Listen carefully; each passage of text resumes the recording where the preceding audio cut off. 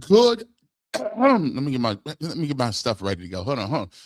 They like, bro, you already late. You should already had your throat together. Let me clear my throat. Oh, shout out to the old school. But you know what we talking about. Top of Saturday morning for everybody. This is Saturday morning cartoons for all the adults. The same way you got up anticipating Saturday morning cartoons. It is time for your weekly episode of the Barbershop, brought to you by the Clippers. As always, we about to get into it. Cracks of division are already starting to show. Remember, the scorekeeper keeps telling y'all how this thing gonna play out. We keep letting y'all know how this thing's gonna move. Shout out to Phenomenal Barbershop, by the way. Shout out to the Phenomenal Barbershop, by the way. You know what I'm saying? Got me together. You know what I'm saying? Quincy, you got 4 waves. Quincy Carrier, you got your do-rag on, Quincy, but I don't see the way. You ain't spinning like this, Quincy. I'm just saying. Tyvis is working his way back. You know, he going through some things. With he getting his hair together, and Earl got dreads, but right now the wave game is looking kind of sick. Shout out to Phenomenal Barbershop.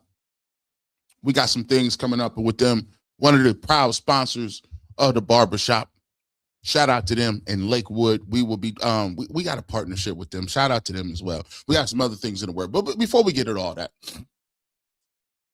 I told y'all before,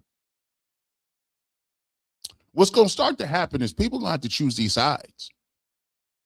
That's the way it's going to happen.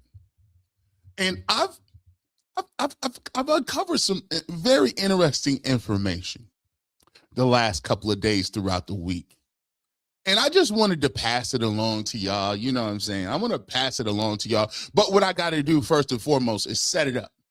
So, and shout out to everybody that watched Wednesday. I didn't even cut that up because I wanted y'all to see how I get down. What I wanted you, if you missed the Wednesday night Barbershop After Dark joint, make sure you go back and check that out. Because like I said, when you watch the Barbershop, this is a continuous novel. I do a whole novel, right? And we're on about chapter 10. And right now on Wednesday, I went back and told y'all, always remember who was on it first. See, there's a lot of people that want to be, acting like I'm a Johnny come lately. And people don't act like I ain't got no receipts from 4 or 5 years ago where I was saying all of these things. And the crazy part about it is the why it hits different is, remember, I said there is a pattern where people continuously do things and then never quite learn from it. Because the human nature and human mindset is you don't remember what happened 5 minutes ago. The news cycle keeps running. And so now we are conditioned to a low attention span. We can't pay attention to anything, and we have to have people tell us what we should think. And the media has capitalized on that because they continue to tell you the same stuff where you don't understand the patterns. But what I do is I say there's a thing called the internet out here, boys and girls. And let me show you why we've been doing the same thing for 4 years and I've been consistent on what I've been talking about. But as we move this thing along, you're starting to see the seeds of what happens when a regime changes. It's just like anything else. We'll talk about that coming up here in a minute. But there are cracks in division showing.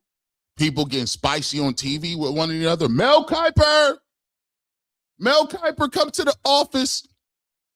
My good sir, why you get on that young man like that? Why you snap on Phil Yates like that? Mel Kiper look like he didn't got. You know how when you get older, you know how what happens when you get older a little bit. You get older, and you don't be wanting to hear no nonsense like your grandparents. Or your father or your mother, they get old, and you just don't be wanting to hear none of that nonsense. I ain't got no time for this. None of this nonsense. I don't know what field to talk about. We're not going to have it. We're going to get into that too. And Mary Kay, she's come out. She's talked about the Jarvis Landry situation. The Jarvis Landry situation got a lot of people in the local media shook a little bit because it goes to the heart and the integrity, and it goes to the I wouldn't say the integrity. It just goes to the notion that people are in the know 90 to 100% of the time. And as I so put it out there, I say, guys, that's not gospel. I'm going to tell you where their blind spot was. Don't mean that you're a bad person. Don't mean that you don't get, but I'm going to tell you where your blind spot was. And the Jarvis Landry comments exposed that. We'll get into it as well. And Myles Garrett, we get into our seasonal Myles Garrett conversation. Oh, let me see. Let me see how we do it. It's either a speeding ticket or he's getting traded. So I guess it's that time of the year for him getting traded. So we'll talk about how that's crazy and why it might be the opposite of what people think it's going to be. And then, of course, we did playmakers last week. We're going to get to our Maybach music mock draft. Maybach music. We're going to get to the mock draft. This time, we're going to try to make the greatest defensive squad of all time. We will go into a mock draft, try to make the Browns defense the greatest mock draft. By the way, we'll see how they grade us on that. And we're going to do it, man. 577 people here on a Saturday, top of the morning to you. Get your coffee, get everything ready to go, and let's get ready to get it jumping. It's G. Bush right here on the barbershop. Before we get to this, we're gonna get to a couple. Let's talk about this.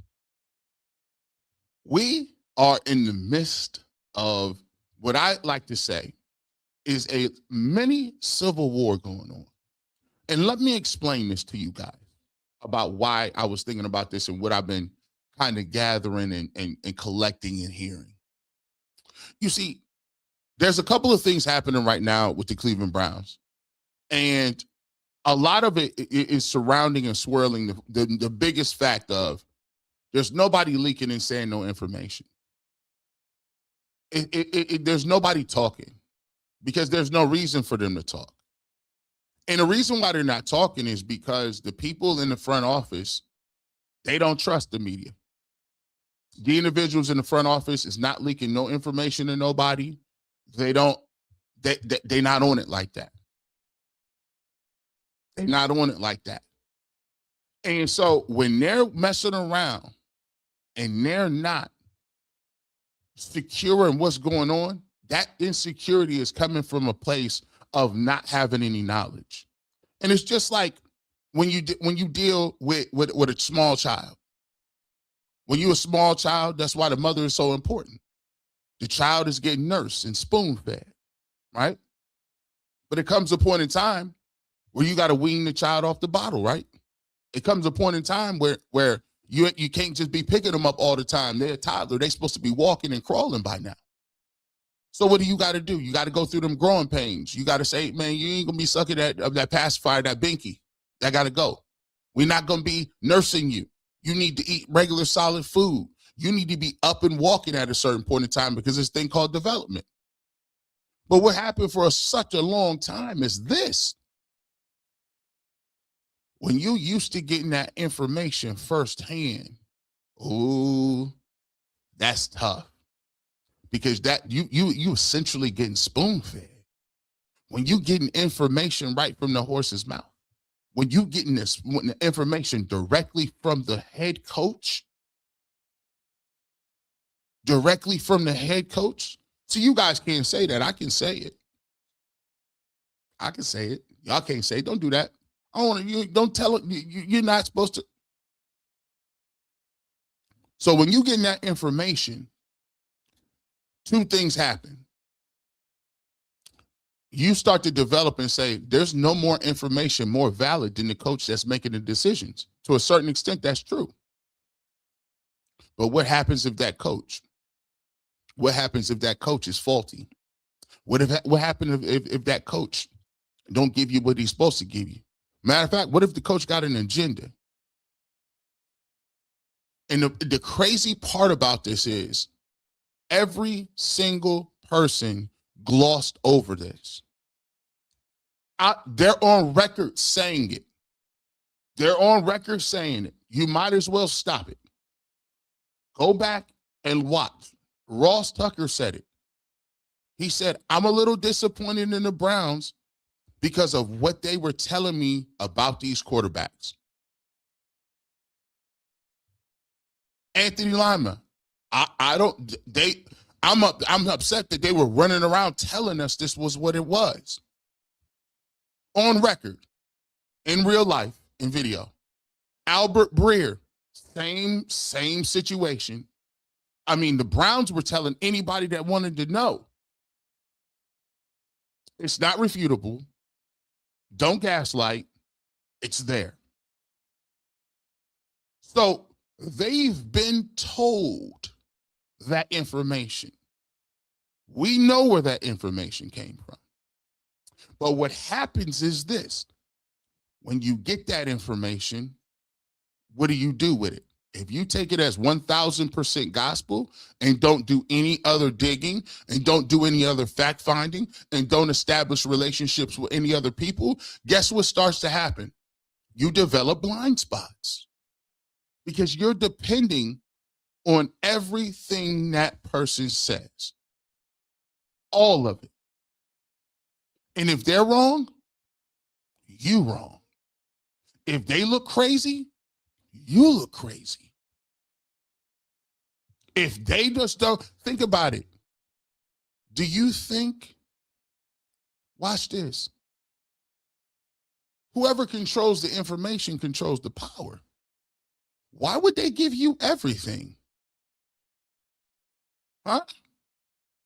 Did the Kings give Varys and Littlefinger all the information in Game of Thrones? No.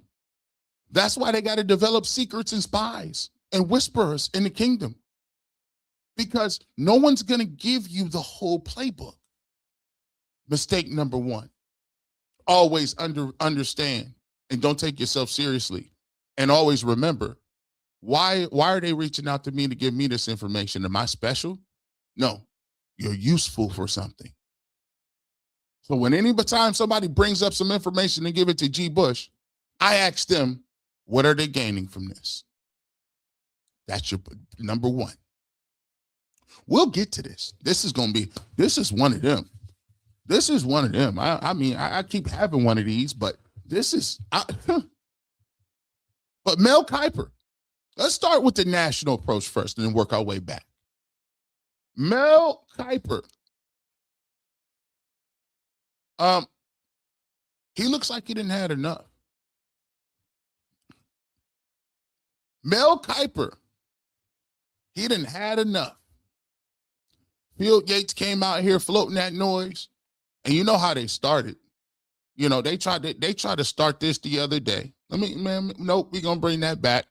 We got to set it all the way up. The bad job out of you, G. Bush. They tried to get them all together immediately. Where it's at? Let me see. I'm gonna find it. Here we go. Here, listen. Here is how they try to start it, right? Watch. This is how the national media works. They don't operate as one-offs. They operate in unison. When they get that memo, and when they tell them this is what we're going to do, watch how everybody fall in line. Come on, Tings. FB Tings, what you say? Kaplan, NFL insider, right? He comes on the 92.3, the fan show, and now he's starting to bring up something very specific. We're going to listen to this. 1 second. Do you believe that Shedeur has a chance to get this right, or are we just kicking the can down the road until... Mind you, watch the question. The question Ken Carmer is saying has nothing to do with the first part of his whole soliloquy.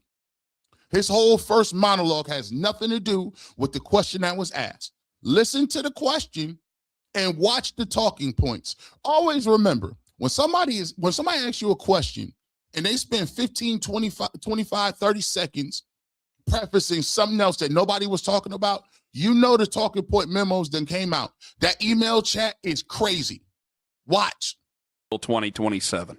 Bring it The back. fan show, and now he's starting to bring up something very specific. We're going to listen to this. 1 second. Do you believe that Shedeur has a chance to get this right, or are we just kicking the can down the road until 2027? All right, so here's the way that they think about it, based on my conversations with people around the Browns. Who are you talking about based on things, the conversations around the Browns? Who told you that? Nobody tell you that, bro. What you talking about? You talking about the new Browns? You talking about the new Todd Monkey and Andrew, the new Browns? We don't know. Go ahead. What you say? Or are we just kicking the can down the road until 2027? All right, so here's the way that they think about it, based on my conversations with people around the Browns, and also coaches who know what's going on there. Look, there was this belief in coaching circles that if you want to work with the Browns, you've got to at least believe that Shedeur Sanders will be a factor in the quarterback position. Nobody's handing him the job, to be clear. But there was this belief that, look, there's talent with this guy. There's no doubt about it. As a matter of fact, I strongly believe, had there not been concerns with his character, he would not have gotten out of the third round. He's a drop back quarterback. He's not a runner. He could scramble. He's not a runner. There's a lot of talent with this guy. The question is, this cat came out and immediately got right to his talking points. What the heck does scrambling and running have to do with what Ken Carman talked about? Here's how you know he has a list of bullet point talking points that are mindless. What are you talking about? He's a scrambler. He's not a runner. No, you went through and modified your talking points because you know it's on film that he actually be moving around. It was on film that he's actually led the team in rushing. It's on film. So now you come back here today, talk about he's not a scrambler. He's a scrambler. Immediate talking points? Immediate. Look how teams looking at him. Really? You came up here unprepared with them same talking points from last year? Your notes about based on people around the league and coaches? Bro, the Cleveland Browns, how do coaches know what the Cleveland Browns want? You didn't even pick the right coach that they said they was going to hire. Remember, y'all was sitting here talking about people around the league don't even think the Cleveland Browns understand their process is so crazy. They want they want people to write essays. They want people. What? They got people answering questions. Y'all just said all off season. Y'all don't know what they're doing, but all of a sudden people know what's going on in the building with a brand new coach and GM. Stop. Talking points. What you talking about? What you talking about with these talking points? No one sings that song. Is he committed to being it? Is he talented? Is he committed to being and developing his talent? That was the issue coming to the draft. Just as an example, you have said the alphabet 50,000 times, maybe 100,000 times in your life. We struggle to tell it backwards because we rehearsed it forwards. That's why he dropped to the fifth round, which definitely was surprising. I'll admit it. I thought he'd go earlier. But based on the teams I spoke with who interviewed him, who talked to him before the draft, I mean, you could see why he dropped. So if you hear one of these chronological stories going forward like that, and they're not mentioning the big event first, like if you got in a car accident, God forbid, like yesterday, and I was like, Lisa, what's going on? What happened yesterday? And you're like, oh, I got in a car accident. You're not going to say, I woke up at 6:30, I brushed my teeth, and then kind of lead up into it. Now, that was then. This is now. He's got a wonderful chance to be their quarterback of the future. If I hear chronology, I might say something like, so you said you went to bed at 9, and that's when you kind of drove home. Take me from there and walk me backwards. What happened before that? So no matter how many times you rehearse a story in the correct order, when someone asks you to kind of walk backwards. Remember how the conversation has evolved. Remember that. Since he's been here, I got to defend him. He has been so likable. He's been out in the community.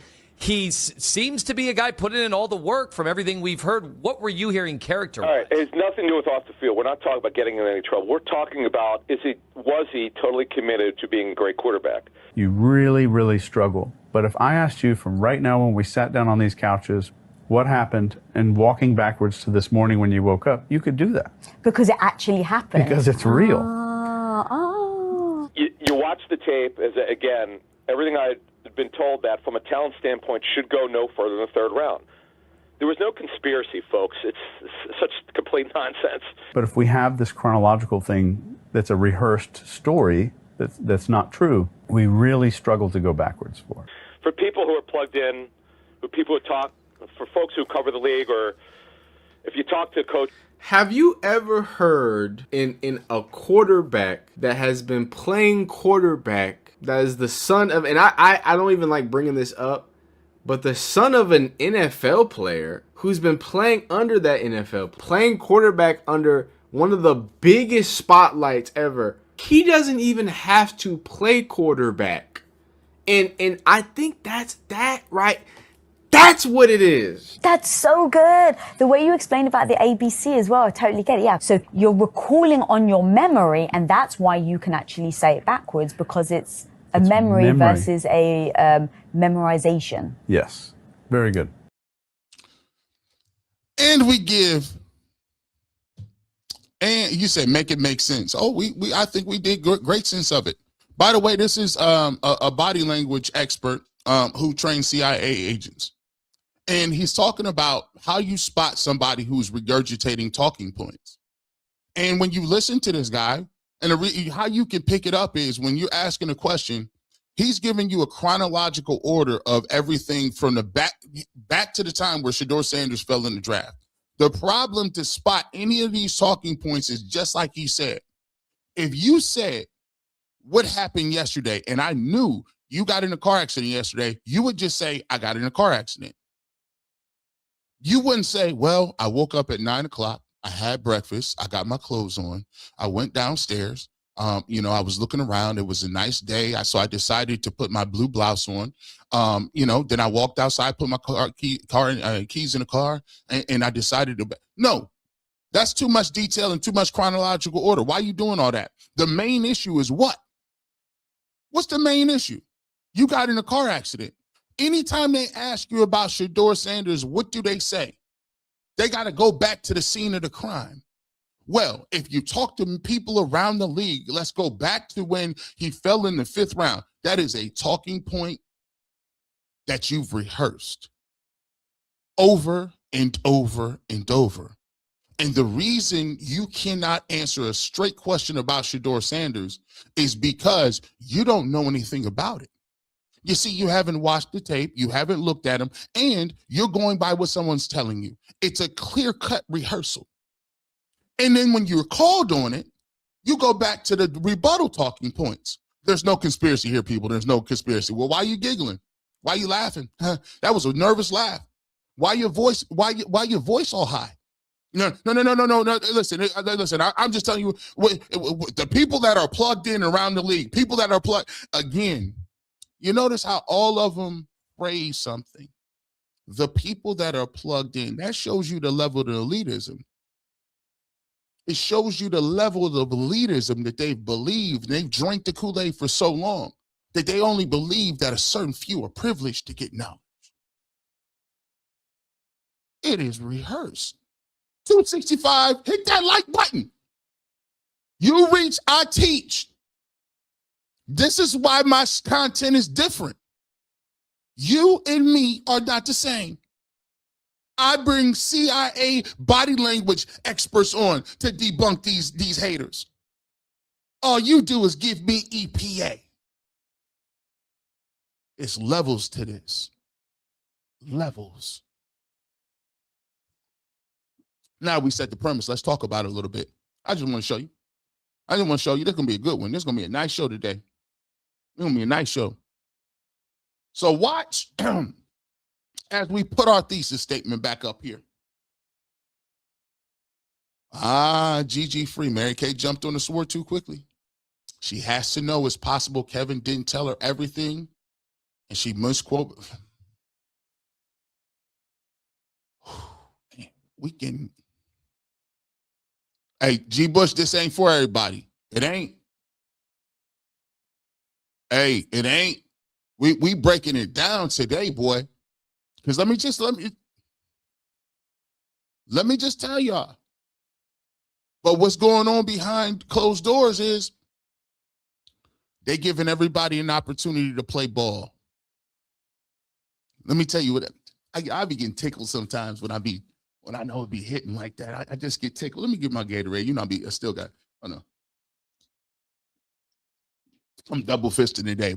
Gatorade and coffee, hydrated and caffeine. Let's watch this.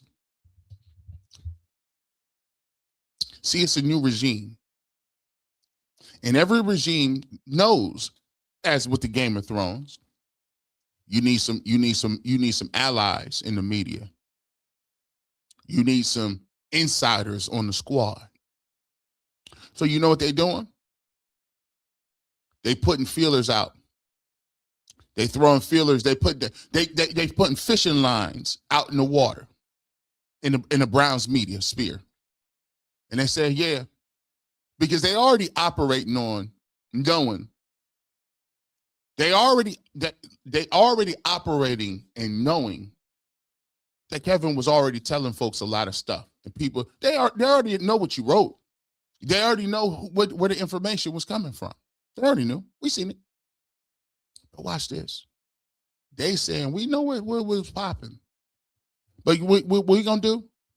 We need to see who want to play ball. Which one of you media members want to play ball? Which one of y'all want to really get that info?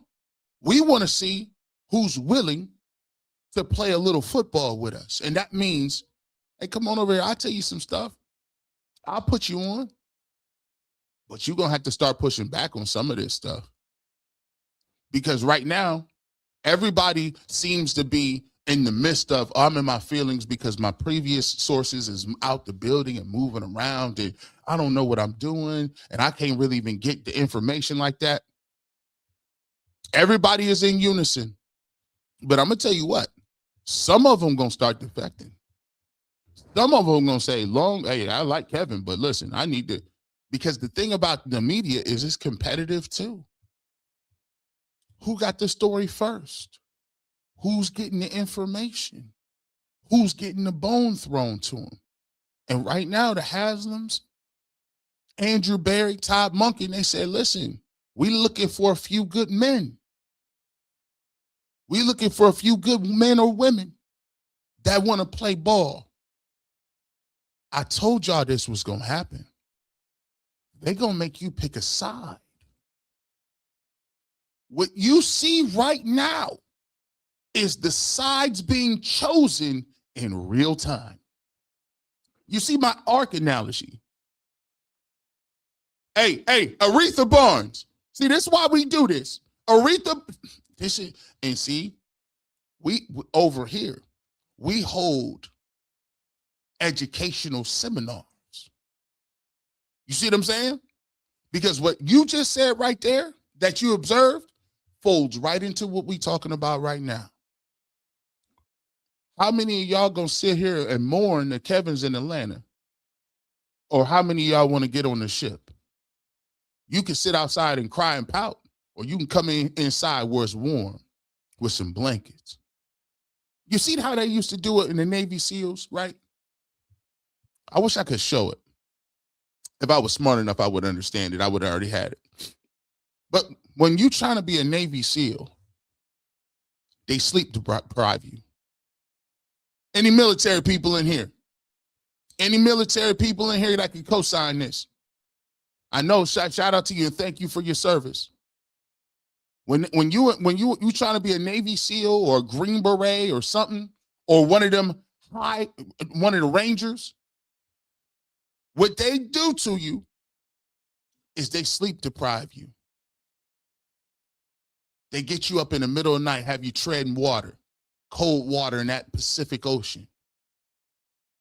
You ain't really got no food in your system. You've been operating on 1.5 hours of sleep.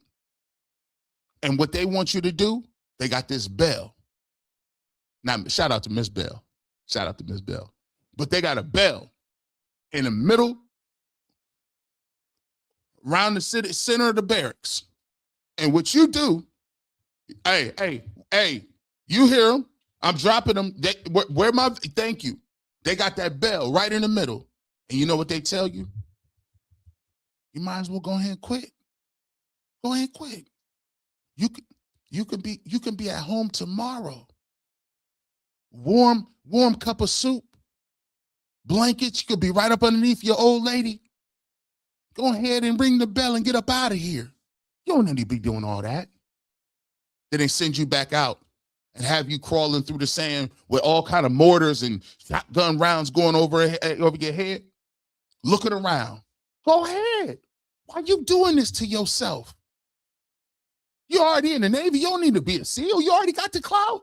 You know what they want you to do? They want you to get you off the books. Because if you quit right now, you're going to quit. You're going to quit when it counts. We want you to quit. See, what the Browns is doing, they looking around in this media saying, I need a few good men. Hey, you want to cry and talk about Kevin Stefanski? Well, you could come on over here. Come on over here and you talk about Shedeur Sanders and Todd Monken. You want to know what we doing in the draft? Come on over here. I got a couple of hints. We'll be looking at a receiver at 6. Huh?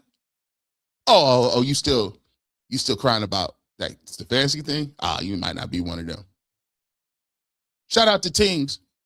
Shout out to Mag Dog. Make sure you go make sure they cooking out here. Independent media. Shout out to them. Make sure you're going to subscribe over there. But this Mag Dog, what he said, Aretha, you spot on. They don't miss nothing. Looks like Tony Grossi done seen the light.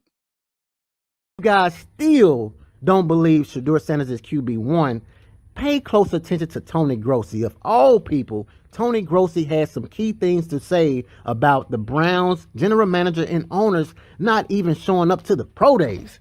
Tony, it's a big week draft-wise. Obviously, we're a month away, but pro days, it's like the biggest week of pro days that we have. Monday, today, we have Iowa, LSU, Miami, Toledo. So Miami. Tuesday, Auburn, Notre Dame, Texas. Wednesday, big one, Alabama, Arizona, Ohio State, Texas A&M.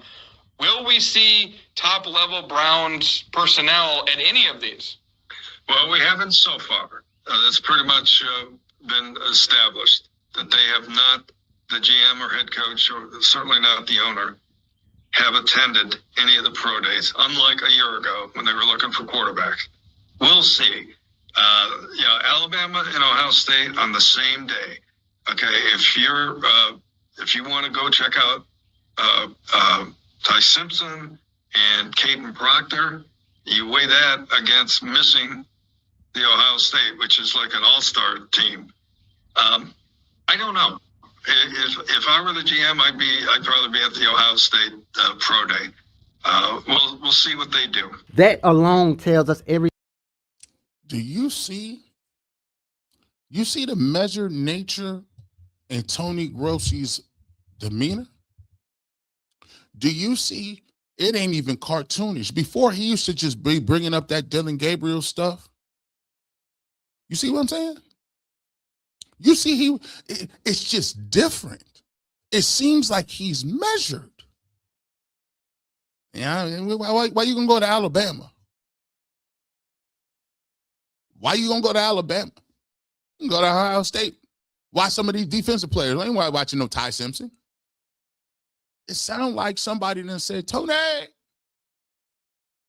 you got an opportunity to be on the ground level of something here, buddy. Mm-hmm. You got the. Hey, Charlie X, very logical and measured. He had a whole different game. His face was,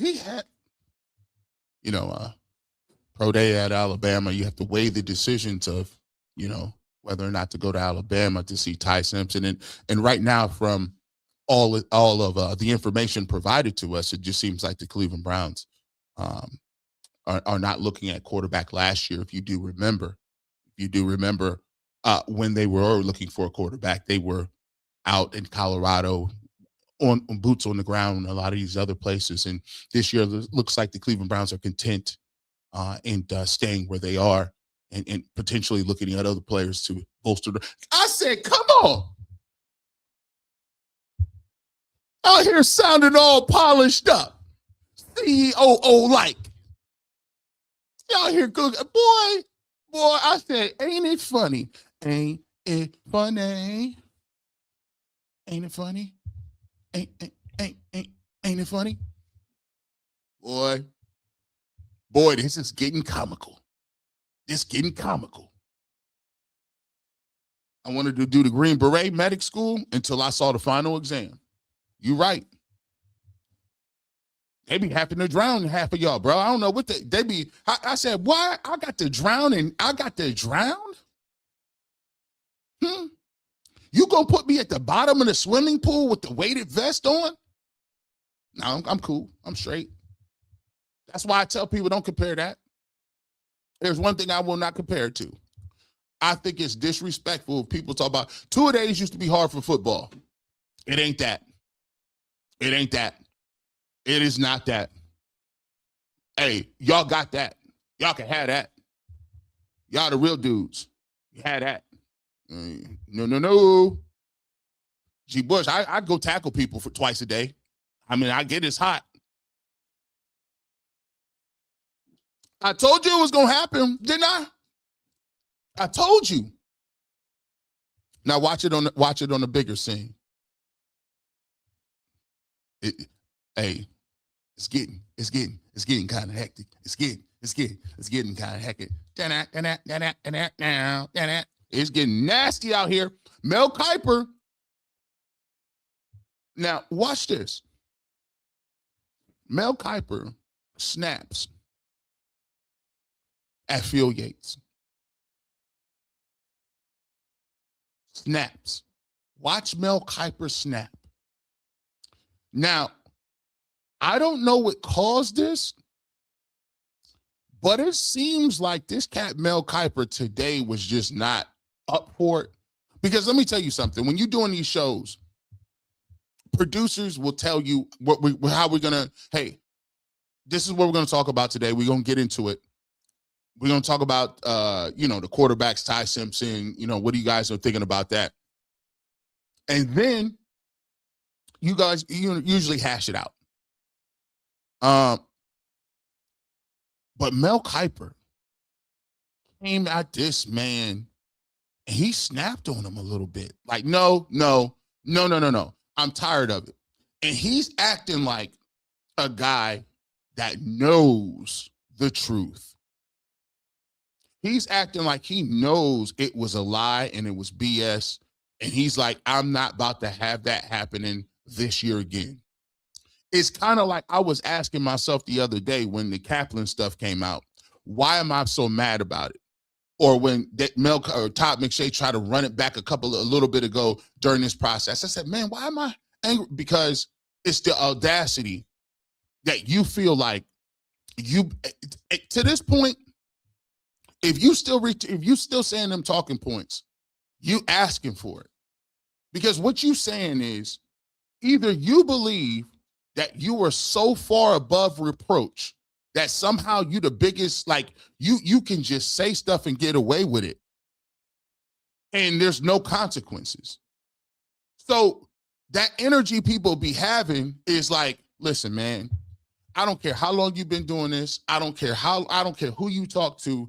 What you saying is a bold-faced lie. And do not patronize me in front of my face. And you gonna offer, I don't like that. Don't offer no lies up as I'm sitting here and I'm supposed to just let you roll with that. I don't play around with people I don't like. That's called being crash testish. Don't be a crash out artist.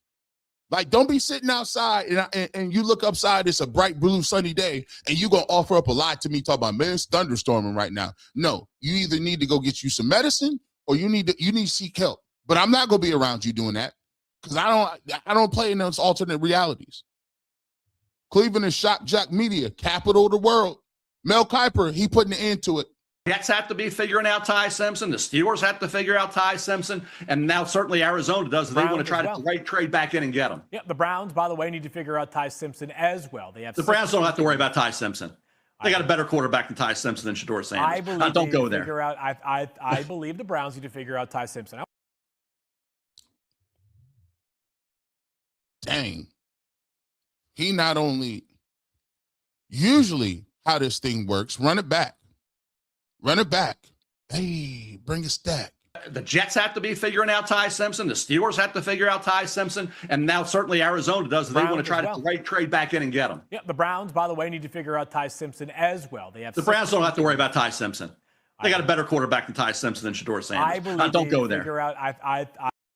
Don't go there? I believe the Browns need to figure out Ty Simpson. The Jets have to be figuring out Ty Simpson. The Steelers have to figure out Ty Simpson. And now certainly Arizona does. They want to try to trade back in and get him. Yeah, the Browns, by the way, need to figure out Ty Simpson as well. The Browns don't have to worry about Ty Simpson. They got a better quarterback than Ty Simpson and Shedeur Sanders. I believe don't go there. Let me just tell you something. I ain't saying that nobody said nothing. I ain't saying nothing.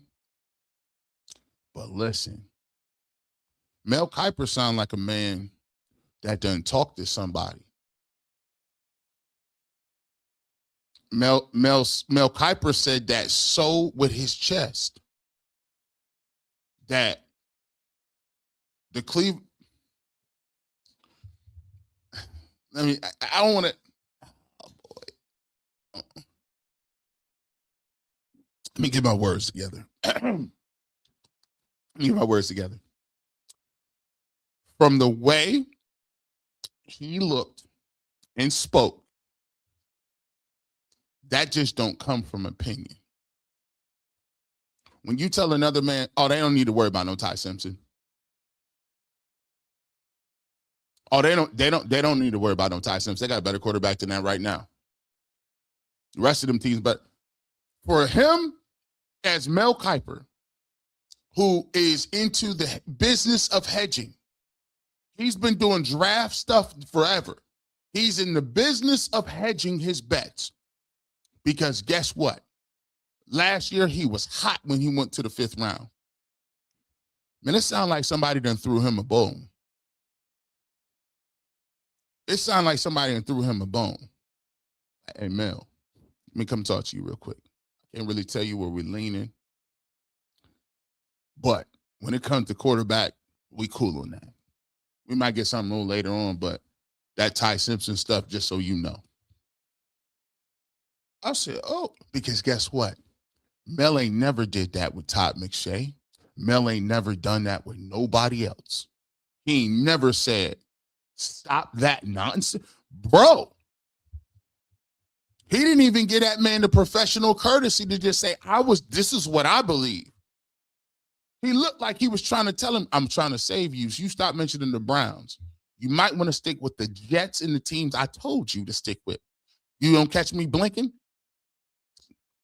Mel done got tipped off. You know why? Because he stood on business, what he said last year. Don't it seem like they doing a lot of makeup stuff? Don't it seem like the Browns is making things up? They dropped the Shedeur Sanders video. Shedeur, listen, that was on us. They dropped the Twitter joint where they got him in the box with Denzel Ward and Myles Garrett and Joe Thomas. Don't even go there. You see, that spiciness is different right now. You're starting to see in real time 2 examples, one local, one national. When there is a new regime in town, your job as a journalist is to get the scoops, correct? It don't matter where the scoops come from. It's your job to this is funny. Man, let me tell you that now people are choosing sides. The sides are coming because it's getting late in the program. And I keep trying to tell you it's getting late early. The Browns is telling you something. And here's what they're telling you overall, too. The Cleveland Browns is also looking for somebody to say, when y'all gonna start talking about what we doing on this football field? It's only a certain amount of time, but we only gonna give you a chance to come around. It's only gonna be a certain amount of time that we gonna give you an opportunity to say, you know what, I'm gonna come play ball a little bit. and actually start digging and doing what you're supposed to be doing. And that involves the quarterback. So we only gonna give you a small, because we gonna play with whoever look like they want to get ready to go. But the season is coming. I need to know what side you picking, and I need to know based on what we talk about. We're gonna give you through the draft, but when these OTAs come and it's time to start presenting information about the offense, what we doing, the quarterback competition, what the roster looks like, trades, moves, all this different stuff, we only gonna roll with the people that was playing ball with us. So y'all pick it out. Y'all figure it out. By the way, let me just tell y'all this too. The way this thing works is, always keep in mind, when you at the facility, you cannot watch practice. You are allowed to watch practice when 2 days comes, and then there's a point in time before the season, there's a 1 week, 2 week period where they're starting to put the game plan in for the first game. And then what happens? They can't watch no practice. Reporters are allowed to go talk to the team and talk and watch them stretch. Once that practice happens,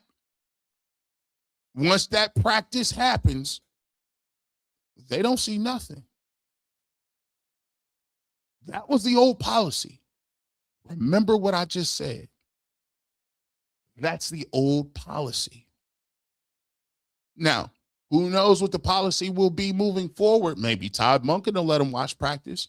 But always remember, when you can't see practice for yourself, when you're not allowed to see what they're doing out there, how much do you really have to interject?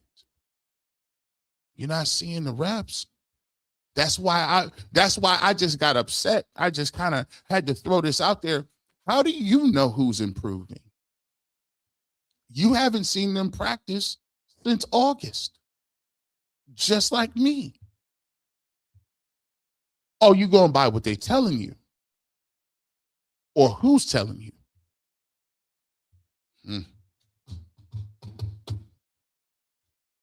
It's getting spicy. Let's get to this.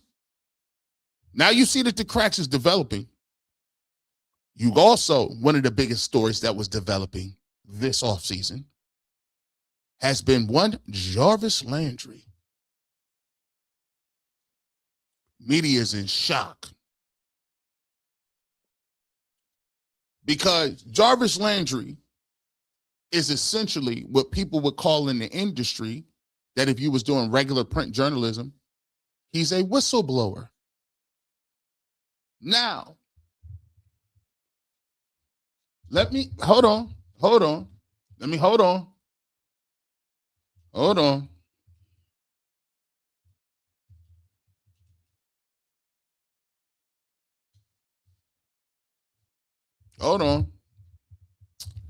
Now, this is what I'm talking about. Let me see something.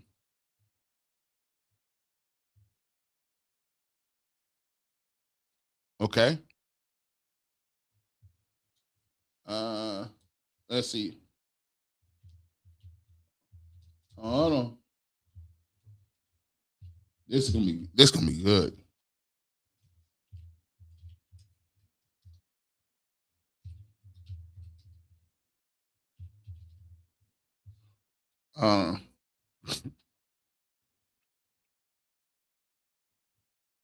Let me see.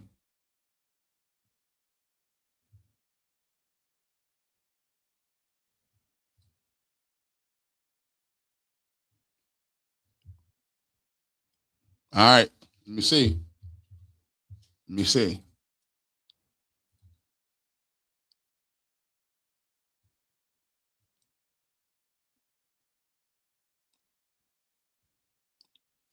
So here's how this works. Let me put this in here.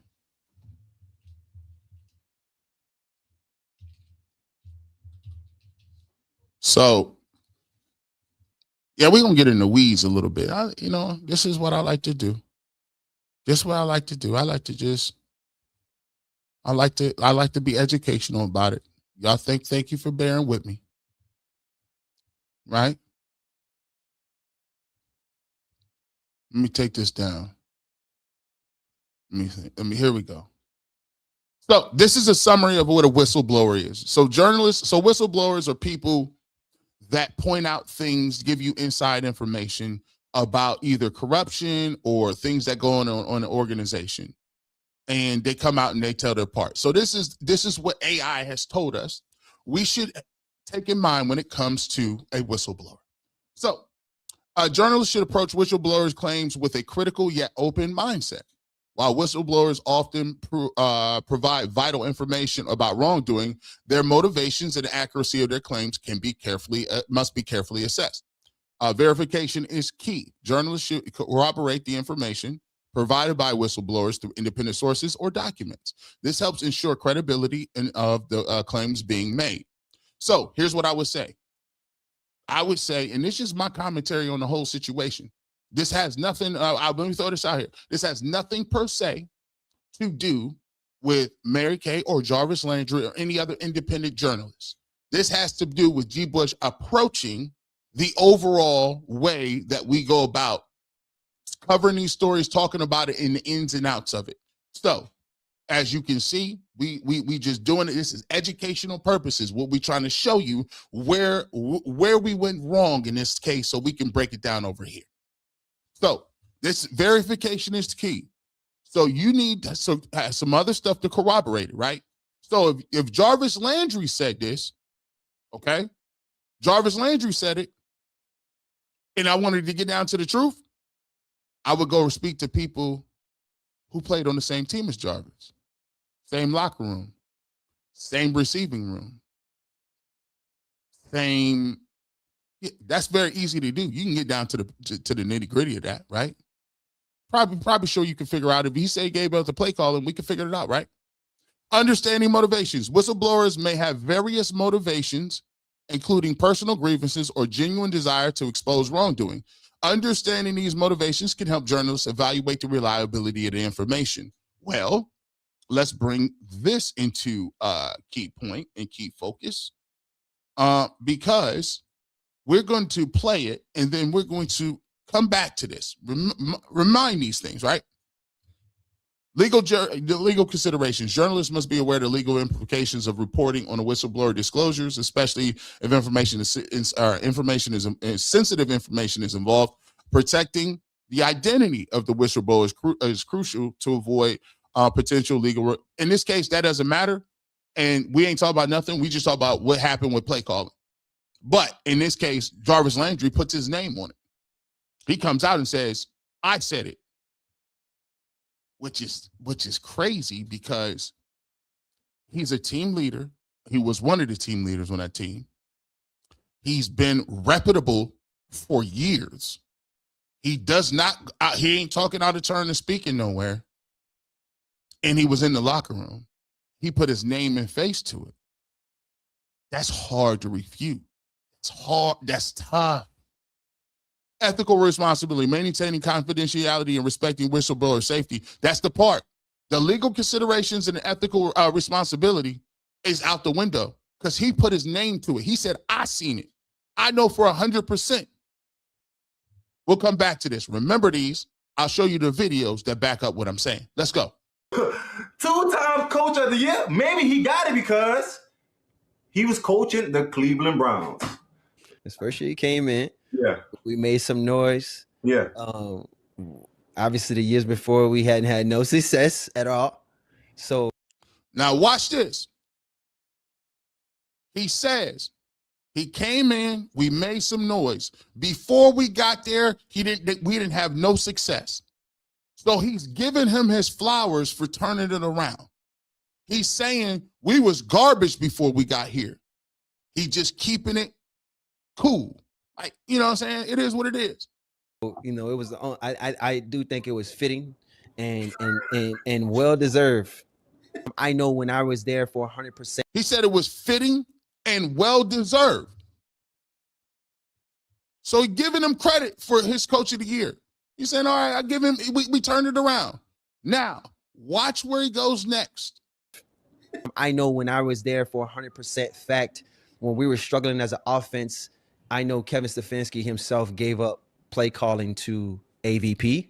The same thing that he's done, that we have guys that have told us. that he's done throughout the years of not being able to get it done as a play caller and then putting it off on somebody else. Then the team gets success and then he takes over play calling again. I don't know how much history he's going to have as a head coach. But again, with this record, only thing he really got going for him is those 2-time Coach of the Year. So you heard what he said, right? You heard what he said. This was a rebuttal. Now, Mary Kay came out and she was talking about this. This was a rebuttal. And to see what Jarvis said. Nobody else, to this point, a lot of the local media hadn't said nothing about this. I hadn't heard Tony. I haven't heard. We spoke about it on UCSS, and Jason Lloyd said he not calling Jarvis a liar. He just said, you know, I'm kind of surprised it didn't get out. Saying that Kevin Stefanski, unbeknownst to anyone in Cleveland at the time, turned play calling over to Alex Van Pelt, but that did not happen. He did not turn play calling over to Alex Van Pelt. Just not true. It's just misinformation that is circulating. I mean, we were there. We covered the team back then. We watched. We know who was calling the plays. And if it had happened, then Kevin Stefanski would have said, I'm turning the play calling over to Alex Van Pelt. Now, that's a very strong rebuttal. That's a very strong rebuttal. I don't got a dog in the fight. I'm not saying one person's lying, one person telling the truth, but we just got to get down to the nitty gritty and let's go ahead and analyze this. Now, remember, that's what was said, right? Now, let me get to this. Now, where is that? Here we go. That's what was said. Now, when we go back to our situation, we say, what motivation does the person have? Now, 2 other NFL players, one in Joe Hayden, that played in Cleveland, had a rebuttal to this and saying, hey, look, we ain't even tripping on that. What are you talking about? Jarvis ain't got no reason to lie. Jarvis don't got no reason to lie. He's going to be honest. And that's the one thing you're going to get from him. He's not going to just bash nobody or say nothing for no reason. He's not going to make something up. He's just talking honest. And that's when things just people like, why would you say, I'm not going to sit there and talk about my coach's relationship while I'm on the team. This is in real time happening. No, like I'm a professional. I'm going to keep it as professional as possible while I'm playing. Once you're retired, once you're out of the game and you ask me an honest question, now I can give you my honest answer. No one is going to tell the whole and complete truth about what's going on at an organization while they're there. Yes. Okay. For them to, come out and say something afterwards, now everybody questions it because they're like, well, why didn't you say something before? Because like he was here, we're not going to do anything that's going to be more detrimental to our team. Yeah. It's been that way and it's going to stay that way. Again, let me show y'all. Let me show you. Now, hold on. Oh, this is. Hey, listen. 1 second. Let me listen. I think it might be 2,179 people wherever you at. Please hit the like button because this is a stew. That's 2 people, mind you. One of them played for this. Both of them played for the Steelers, arch nemesis. Now that's 4 players. 4 players. Y'all want to add some more? Y'all want to keep it going? Yeah, I think y'all want to keep it going. Let's get to this one.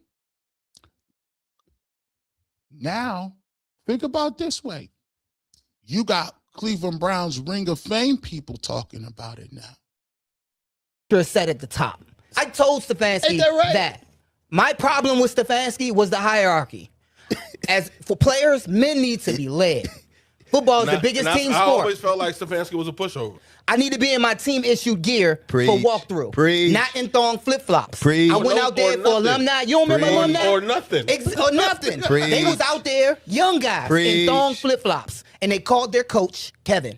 Jarvis said something about Stefanski. Now, that doesn't surprise me because I knew it. But we've seen it happen. I knew it. He stated a fact. Stefanski, when it get hot in that kitchen, Stefanski going to get out. He's the first one out. He's the first one out. So that's 1, 2.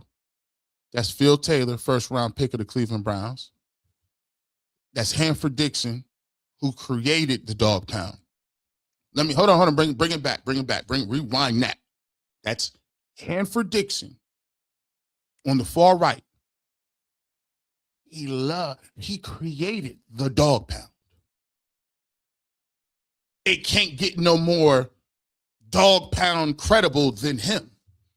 And Josh Cribbs, who is one of the best football players to play for the Cleveland Browns. Local kid, went to Kent State. You got 3 people up here. Joe Hayden in the last one was drafted by the Cleveland Browns, right? Jarvis Landry. You done got 7 players up here, right? Continue to let them cook. 7 players up here. Watch this. And bring it back.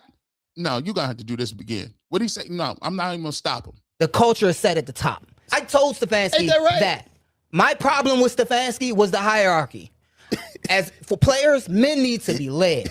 Football is the biggest team sport. I always felt like Stefanski was a pushover. I need to be in my team issued gear for walkthrough. Not in thong flip-flops. I went out there for alumni. You don't remember alumni? Or nothing. Or nothing. They was out there, young guys, in thong flip-flops. And they called their coach, Kevin. Jarvis said something about Stefanski. Now, that doesn't surprise me because I knew it. But we've seen it happen. I knew it. He stated a fact. Stefanski, when it get hot in that kitchen, Stefanski going to get out. He's the first one out. He's the first one out. Just like it's proven a couple times with the play calling. When it gets hot, things are not working out. He's going to hand it off to somebody else. He let it get smoky in there, but when it get a little too hot, Boy.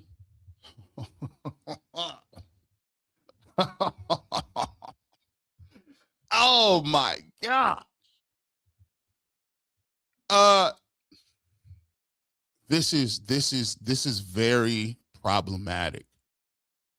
Let me just go to show you. Let me just show you. I'm gonna weave this together. Boy. Let me ask y'all something. Let me figure this out. We working on it here. Let's see. Let me see where it's at. They spilling the tea, G. Let me just show y'all something real quick, though. They said that this is happening right now. So when you talk about sources and how you moving, I'm going to show y'all something very funny. Garrett, came out about a few hours ago and said something in the press that I thought was really eye-opening. Came out and basically said that the Cleveland Browns haven't had the focus and attention to detail that he's liked coming out of a bye week. Did you feel like you guys practiced with a sense of urgency? I mean, with the stakes in this game, did you see that attention to detail that you guys have been talking about for a while? Not as much as I wanted to, but we still got another 2 days. Guys will sharpen up, and we got leaders on this team who will make them get prepared and get ready for Sunday, because it's not end all be all today, but when the time comes, I need everybody on their P's and Q's and ready, because to want to go home right now. So when you hear things like this, players are not just saying this. Is that somewhat disappointing though that it wasn't? I mean, I'm not going to sulk or sing my head. I mean, guys go about things differently, and it's not only on us as players, it's coaches, it's everyone, having a focus on the task at hand. And I think we all have to look in the mirror and say, obviously, if we don't win this one, there won't be any postseason for us. What Myles Garrett is doing, he's sending warning shots. Myles Garrett has always been doing this. He's been doing this this whole year. He's done it in terms of calling out the coaching staff as far as the defense. This is 4 years ago. 4. This is 4 years ago. 4. So when they was getting information from Kevin, maybe I knew a little something 4 years ago. Maybe for players. 4. Matter of fact, we'll continue to go. I'll show you. Defensive coordinators and Joe Woods. He's done it in terms of saying that he did not back the move and get and to trade or cut or release Odell Beckham Jr. He's talked about it, that the team does not make adjustments. He's been systematically dropping little small breadcrumbs throughout throughout the entirety of the year. He's been doing this to show you I'm not excited. I'm not happy. I'm not content. As a matter of fact, I'm kind of salty. I really don't like what's going on here right now. And a lot of people in the media is not catching on to this. You say because what, young boy? What you say, young G. Bush? 4 years ago. What you just say? So what you say? I really don't like what's going on here right now. And a lot of people in the media is not catching on to this because one of the things that we've been seeing so far throughout this season is the entire season has become a test for Baker Mayfield. Their problem and their blind spot is instead of talking about what's going on and getting what you need to get, you sitting here talking about quarterback. Every single in the world turns. Like the sands through the hourglass, so are the days of our lives. Bold and the beautiful. You still running around trying to catch Ridge. Where's Victor Newman at? Huh? What about Marlena and Bo? You guys have been doing this tabloid stuff for years. That's what happens. And you miss right what's in front of your face. What do we say? This is what the season has boiled down to. The Cleveland Browns are 6-6. Yes, Baker Mayfield is the quarterback. Yes, he's their number 1 overall pick. But you also have to understand that there's multiple other number 1 picks in that room. And the only thing that you're thinking about is, oh, Myles Garrett will be fine. It's ups and downs and losing. He'll be fine. Until he's not. Oh, yeah, Nick Chubb is cool. Kareem Hunt, he'll be here forever. Chubb is here forever. We got receiver. Those guys, Batonio, Treader, those guys. Our offensive linemen, they're over 30. I'm not about to sit around here and take L's for the next 3 years. Stefanski's lost a large group of vets. What you say? Who is this young man? Who is this oracle? Y'all, who's the 4 year? Let me just show you. I just want to show you. This ain't. Hold on. No, I got to give you visual. Can we? When did this? Let me give you. I want to give you now. I'm gonna continue to let me cook. Previous me, let me cook.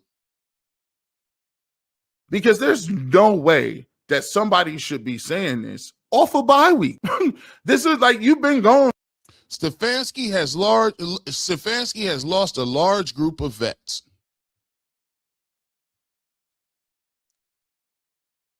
See, you thought I wasn't gonna get y'all, didn't y'all? You thought I was gonna let you slide. Remember a little earlier last year? Remember last year when y'all was telling me, when I said people in the locker room were saying that they wanted Shedeur Sanders to play, and people around the locker room were saying little things. And you folks jumped out the roof and act like, oh, he ain't talking to nobody. He ain't got no sources. He ain't speaking to nobody. Who is this guy? You had the people coming up trying to co-sign a move, talk about, well, I know G. Bush be talking to some people. Like, I don't know why y'all would be questioning him. You thought I was gonna let that roll, didn't I? See, I've been waiting on this info. I've been posted on the corner with this information for weeks. Y'all gonna learn. You see, this video was taken 4 years ago. I wasn't on UCS, nothing. That show didn't exist. For like 5 to 7 days. You ain't even been here. Like, you've been off in Arizona, you've been off in different other places, and usually a bye week gets people's mind off the game. It regenerates them. They spend time with their family, maybe hang out with their kids. Maybe, some of the bumps and bruises go away because they're getting treatment. They're not tackling people. They go to warm other cities. They kind of forget about some of the stuff that was plaguing them, a couple weeks ago.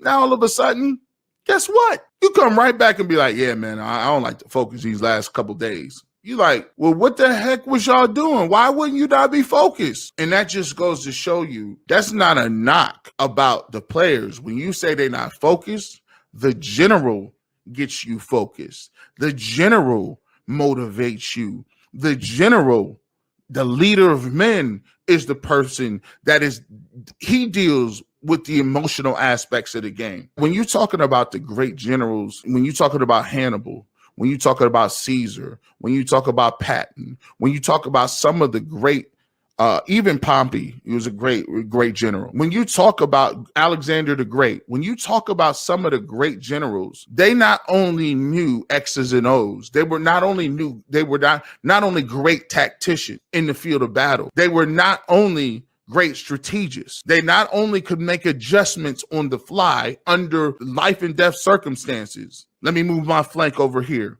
Up my infantry and cavalry, where I'm going to put them at, where I put my archers at. These are all things that are important. But the most important thing that these generals did was they always had the pulse of the morale of their troops. They always understood that there were certain things that they had to do in order to keep people buying into them as a leader. As a leader, you have to have conviction when you speak. You got to understand that. And one of the things that Kevin Stefanski, when he comes in these press conferences and he's taking these L's like this does not project that you have a solution to the problem. This doesn't project you coming from a position of power. This does not project to your soldiers, yes, we took an L today, but I know exactly what we're going to do, how we're going to fix it. And then next week, we're going to make sure that this never happens again. Does this sound like a guy that you think knows what the issue is? Credit to Baltimore. They did a good job.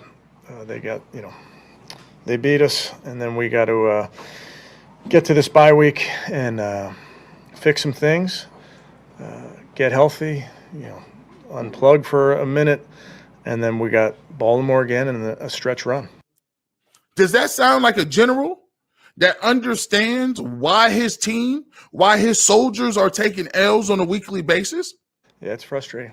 It is very frustrating to not score enough, and it's always a combination of things. It's staying on the field on third down. It's trying to run the ball effectively, get into the red zone, all those things. But we're just not doing a good enough job, and that starts with me. Does that seem like a general, a leader, a coach that understands that this is something that I need to get my head around? I need to speak concisely. I need to speak in a way that I project power, and that this is not acceptable? I think they played how they play. That's certainly how they play, and we just didn't run it efficiently enough. It felt like we did, Tony. I think we ended up with 17 rushes there, not for a great average, but we just didn't do anything well enough. No, it doesn't. I would tell you, our run game has been very good, and we've run against a lot, loaded boxes like that. So I think as a run offense, we expect to do better than that, and we'll look at how we can. You say the same thing over and over again. Well, I think, we all are very frustrated. It stings. Some really good things. I thought, the defense taking the ball away 4 times, but then we get no points off of it. So bottom line is we'll come in and we'll look at it, we'll learn from it, and then we got to get ready for a stretch run. So then you got players who smell the blood in the water. They look around like, bro, this dude, that plan don't even sound that great. Now juxtapose what Stefanski does to what Mike Tomlin did and losing on a nationally televised game to the Minnesota Vikings? You know, just to be blunt, man, we're getting handled up front on both sides of the ball, and that makes it difficult. It makes it difficult to do what we desire to do. It makes it difficult to maintain balance. It makes it difficult to dictate to our opponents, you know, what happens or what happens next. And do you see the difference in the directness? We're not good in that area. We were JV again tonight, and I'm talking about up front on both sides. We lost the battle in the line of scrimmages, and that's football.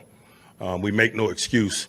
It is what it is. We'll turn over every stone to do that. We got a long week coming up between this and our next one. We'll make good use of that time and assess not only what we're doing, but who we're doing it with.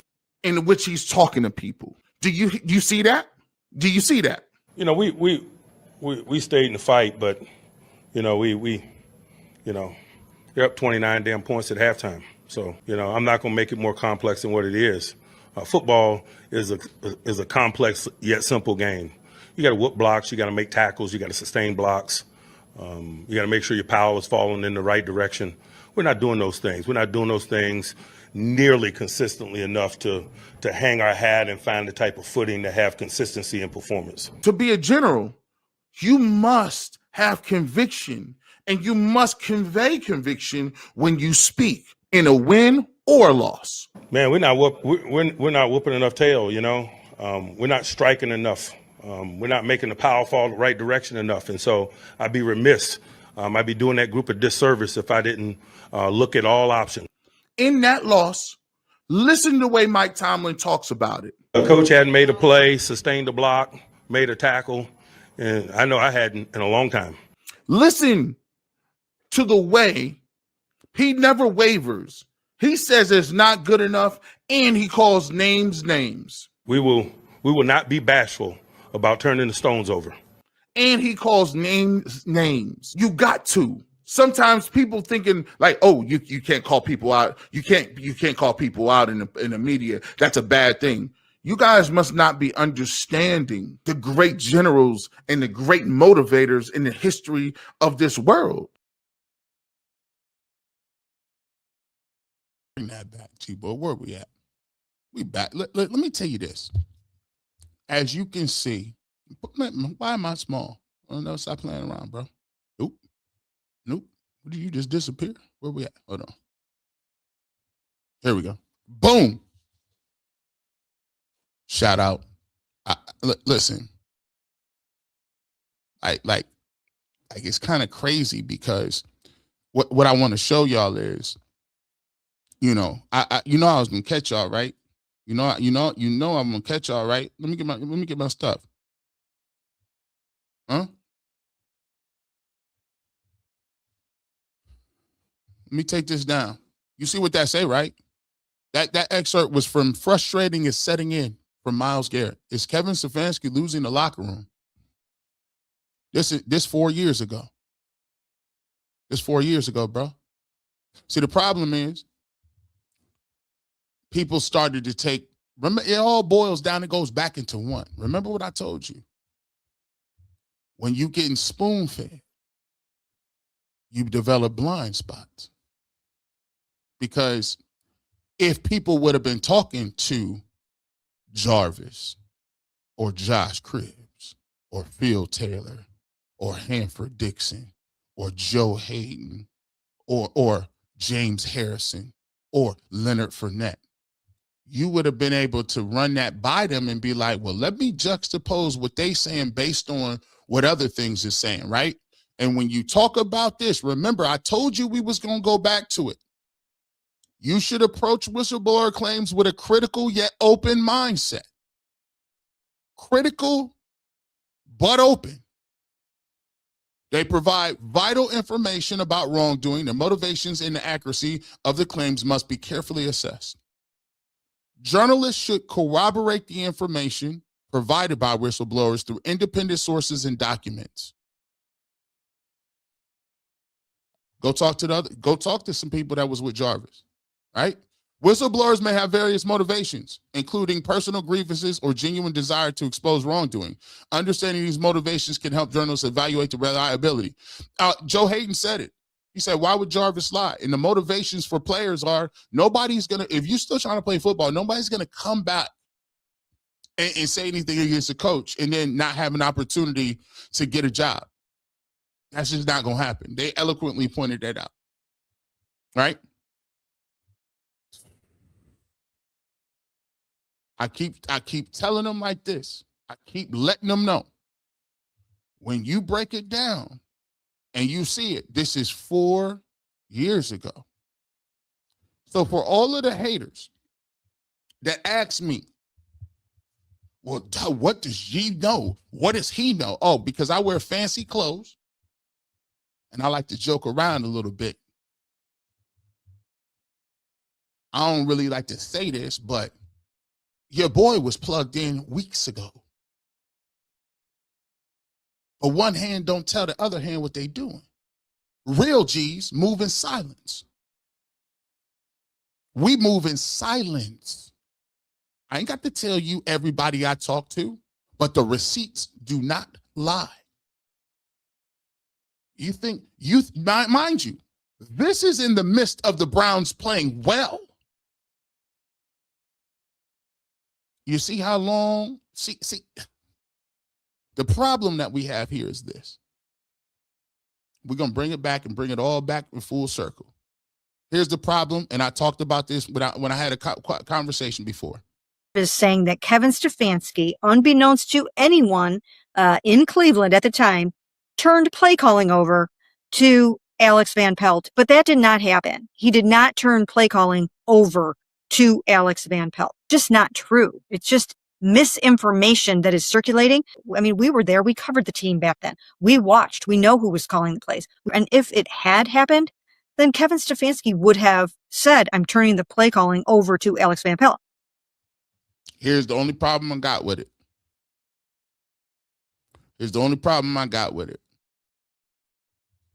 I'm not saying Mary Kay ain't in the building. I ain't saying that she not plugged in.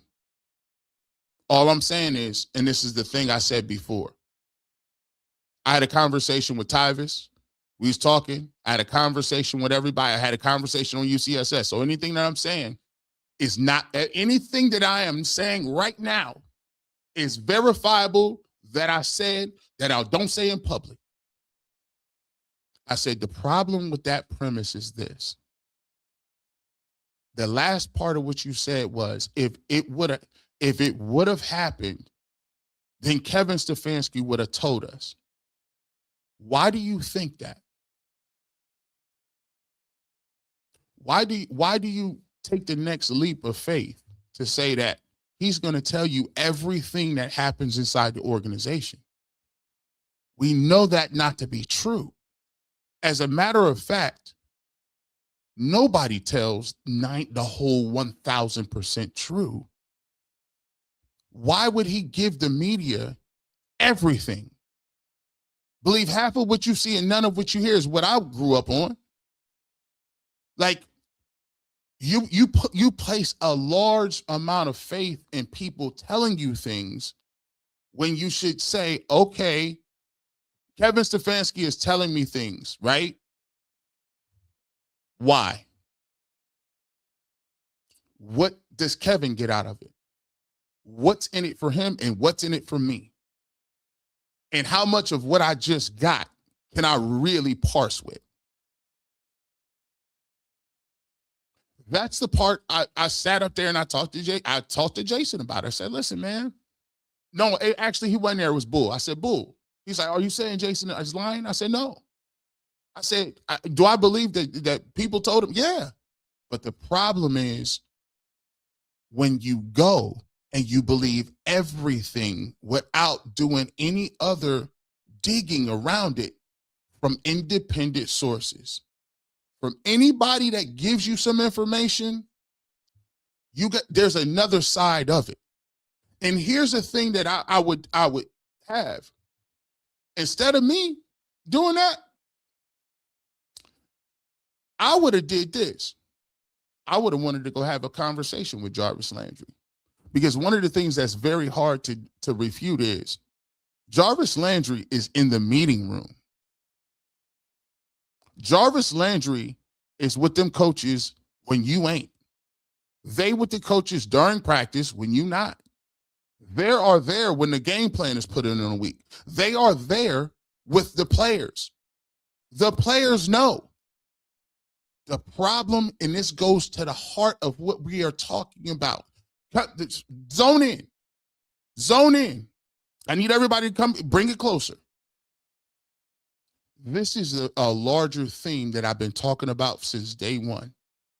It goes to the intent and the heart of the question of information, how we go about getting our information and talking about football and the team. It has gotten to a point where people really do believe that they know more than the players.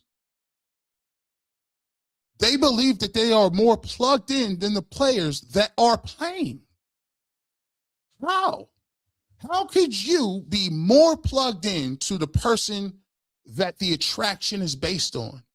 Remember, I always tell myself, I am a guest in the game. I don't play. I'm a guest. We cover the sport, somebody else is going to cover it. But we've gotten to the point now where we've elevated the word. We've elevated the credibility. We've elevated the opinion. We've elevated everything about the media, and we've devalued what the actual player says. There's no way, let me just tell you this. There is no way that anybody on the outside can be on the inside more than the players, because there's things players will never tell you. There are things culturally a player will never say to you. You will never get that real. You will never get that. Bro, you can't even, you got to understand, some of these players come from a whole different world. You think you about to get that? And the blind spot is you got players out here that come from a different world, talk a different language. Their parent structure is different. Their economic background is different. How they viewed by law enforcement is different. How they're viewed at the airport is different. How they viewed in the media is different. How they look is different. When they go want to get a loan, it's different. When you walk down the street, it's different. It's all different. The problem is you've discounted that difference. And now there's a huge blind spot. And you're confused as to why we played the thing with Ken and Jason. Jason said, I've never seen in 25 years the perception of what outside the building is and what the inside of the building. Yeah. Because if you listen to these guys, they was telling you. If you would listen, they were telling you. But you didn't listen. You only listened to who you identified with.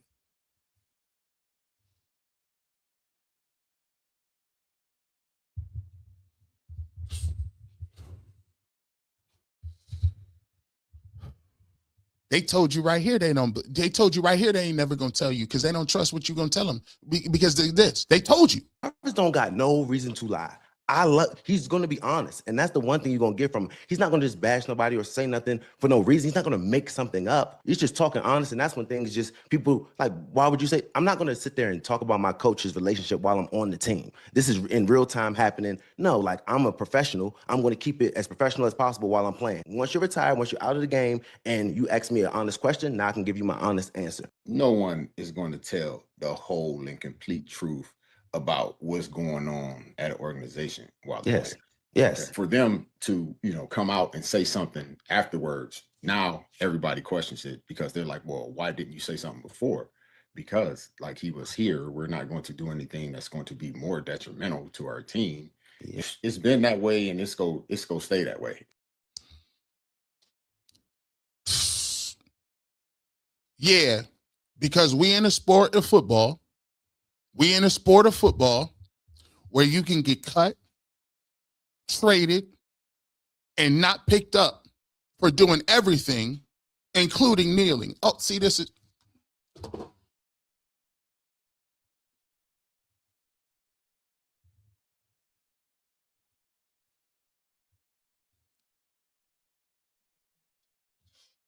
I ain't even.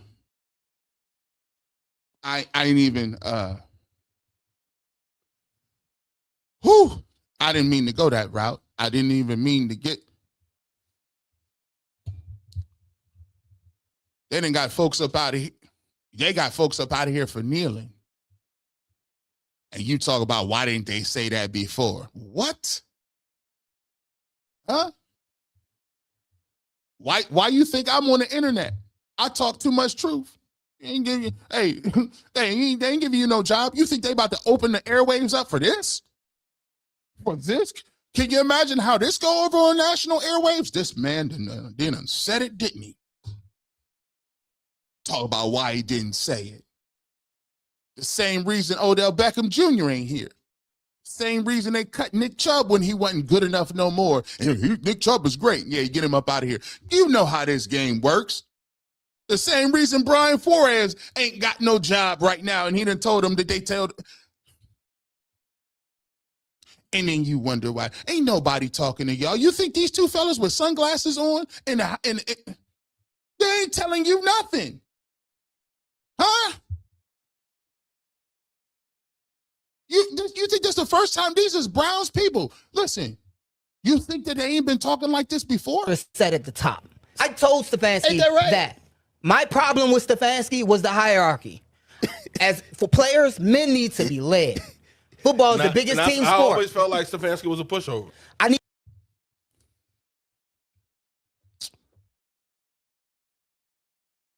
You didn't ask these folks this question. You didn't ask them? You didn't. See, the problem was the blind spot was this. I was hearing this stuff 4 years ago. Don't it sound like I kind of might have been talking to some folks and they've been telling me about Stefanski for about 4 or 5 years now. Don't it seem like we just kind of had the same ideals? I didn't get it from the sky. They just, maybe it's just little OG Bush. I don't want to do too much. I just want to just let y'all know. We didn't mean to get off on that tangent. I'm sorry, Rosie, my producer. She's like, man, you're doing too much today. I thought we was moving forward. I said, no, I was just letting them know. It came out. I'm just letting them know.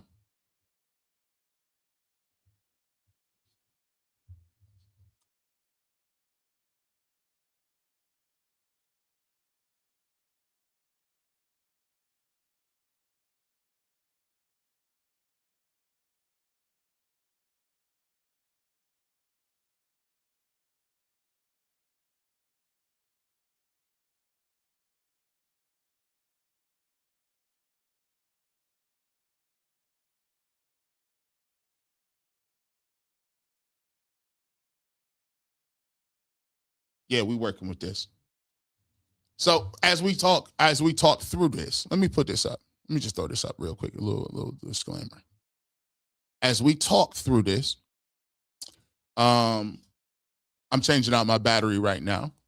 So we'll see if we can get that changed out. But here's the thing. Let me tell you this. I just always think it's hilarious that this is the way it goes down with the Cleveland Browns. It's just one of those things where it's just always something. The shoe is always one shoe that's ready to drop. And I think the Browns media at this point, and again, so if y'all want to show something, I always tell you, I ain't talking about nobody specific. I'm just talking about the media in general. The media in general.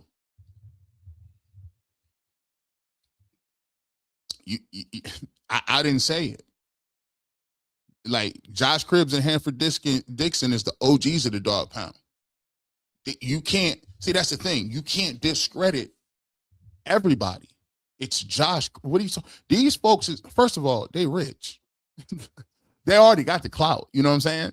Like, and for me, even if I didn't believe Jarvis Landry, I can't even say that. You know why? He's there. He's there. He's in the mix of it. We've gotten to the point where we got to rethink some things. We got to bring that back. We got to bring this back. And we have to start telling ourselves that just because you can write about something or just because you got a microphone like this does not mean what you're doing is elevating or is bigger than nobody is bigger than the program. We all serve a part. We all serve a portion. The media does a great job. And I'm not saying I'm not going on a war of vengeance plan against the media. Mind you, I'm part of the media. So I don't got I'm talking about the profession I'm in. We're a vital part of it. But we also got to remind ourselves we are never bigger than it. We are never higher than it. Our opinions aren't elevated higher than it. So there's a lot of times, and this is for, and I'm gonna speak to the people that want to get in the game. Always remember, sometimes it's gonna be times where you arguing with somebody. And let me just give y'all this heads up. See, the Lord, he'll put you somewhere. What God does is he tests you. A lot of people say, man, I be arguing all the time with a lot of people on the internet. God tests you, right? He only gonna give you as much as you can handle. And sometimes he want to see how you handle a gift or handle information. Think about it. Out of all the times that I've been arguing about all kind of things, whether it's Deshaun Watson, Baker Mayfield, Shedeur Sanders, out of all the times that I've been arguing back and forth with people, you tell me one time that I done brought up a source. Nope. Sometimes them receipts be sitting for 4 years, don't they? Sometimes you ain't, sometimes it's going to be delayed. And every time you get in an argument, it ain't the time to bring up the receipts. But what I did and what you continue to do is you let your own work speak for it. You let your own research speak for it. You don't let nobody else say, I'm going to believe in this, and that. No, you do your work. You watch these videos and you continue to put out what you believe to be truthful. And then when they doubt you and they say you're crazy or you're a lunatic, then you come back and you show them, this is what I said then. Let me show you what I've been knew back then. And every time I've been knew what I've been back then, did I come out and say X, Y, and Z? This person is fraudulent because they don't. I know for a fact. I told this person. I wasn't chatty patty about it. I just tucked it right on in till the time was right. All first verse. I'm just saying. I'm just saying. It is what it is. Let's continue on. I think this is going quite well, don't we? Oh, we back at it. It's that time of year. Myles Garrett trade conversation. But what if I told you this year might be a little different? What if I told you that they might have got this one wrong too? Courtesy of 92.3 The Fan. Watch this. Garrett alone will not help this team get to the playoffs alone. I mean, if you have a good team, do you want Myles Garrett on it? You're dang right you do. I think he's phenomenal. He's 30 this coming season. Mm-hmm. How many good years does he have left? 3, 4? Yeah. If I could get multiple first-round picks and a player the caliber of George Pickens at a position the Browns sorely need, I would trade Myles in a heartbeat.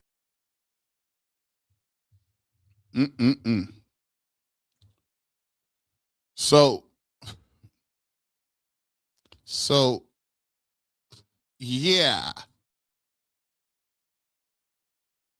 You can't. We back to trading Myles Garrett. You see the layer. This is, whew. So when you're looking at it like this, let me tell y'all something. So let me get this right. They don't like Deshaun Watson because of the allegations, and the allegations, and he didn't perform well. Okay.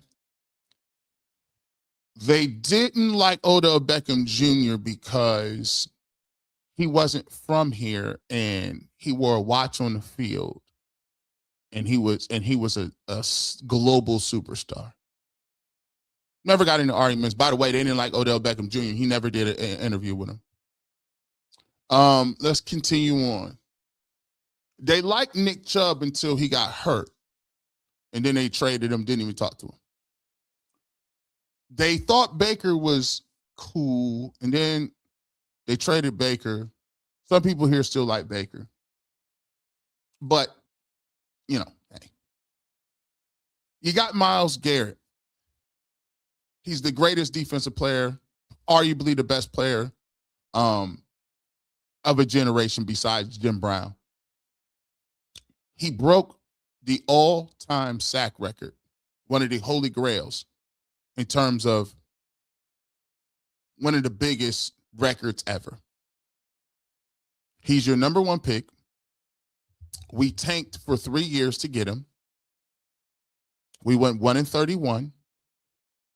He's been here. He's been durable. Hasn't missed a season. All he does is go get you 14 sacks a year. All he does is get you 14 sacks a year. And we do every year trading him. Now, granted, he said, I'm going to ask for a trade. They came back and gave him some money and signed him. So my thing is this. Who do you like?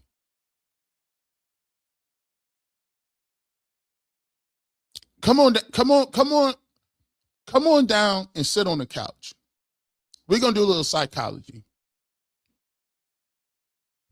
One of the things that I had to learn from myself was I can't keep blaming people that I'm in these relationships with if they end up bad, because I keep picking the same people. That ain't on them. You knew what they was when you chose them, G. Bush. Why? Because you thought they was cute? You thought that little tension in the beginning was, oh, that's sexy. Get that little tension going. And then you get mad when that tension still permeates your household. You chose them for the tension because you thought it was cute, but that don't get, after a while, that wears off. Tension ain't sexy. It just becomes a headache. Don't get mad at the person because you picked all the same people. That's on you. If you analyze it, Cleveland, come on and sit down on the couch. Let me ask you, who do you want? Who do you like? Who is it that you like?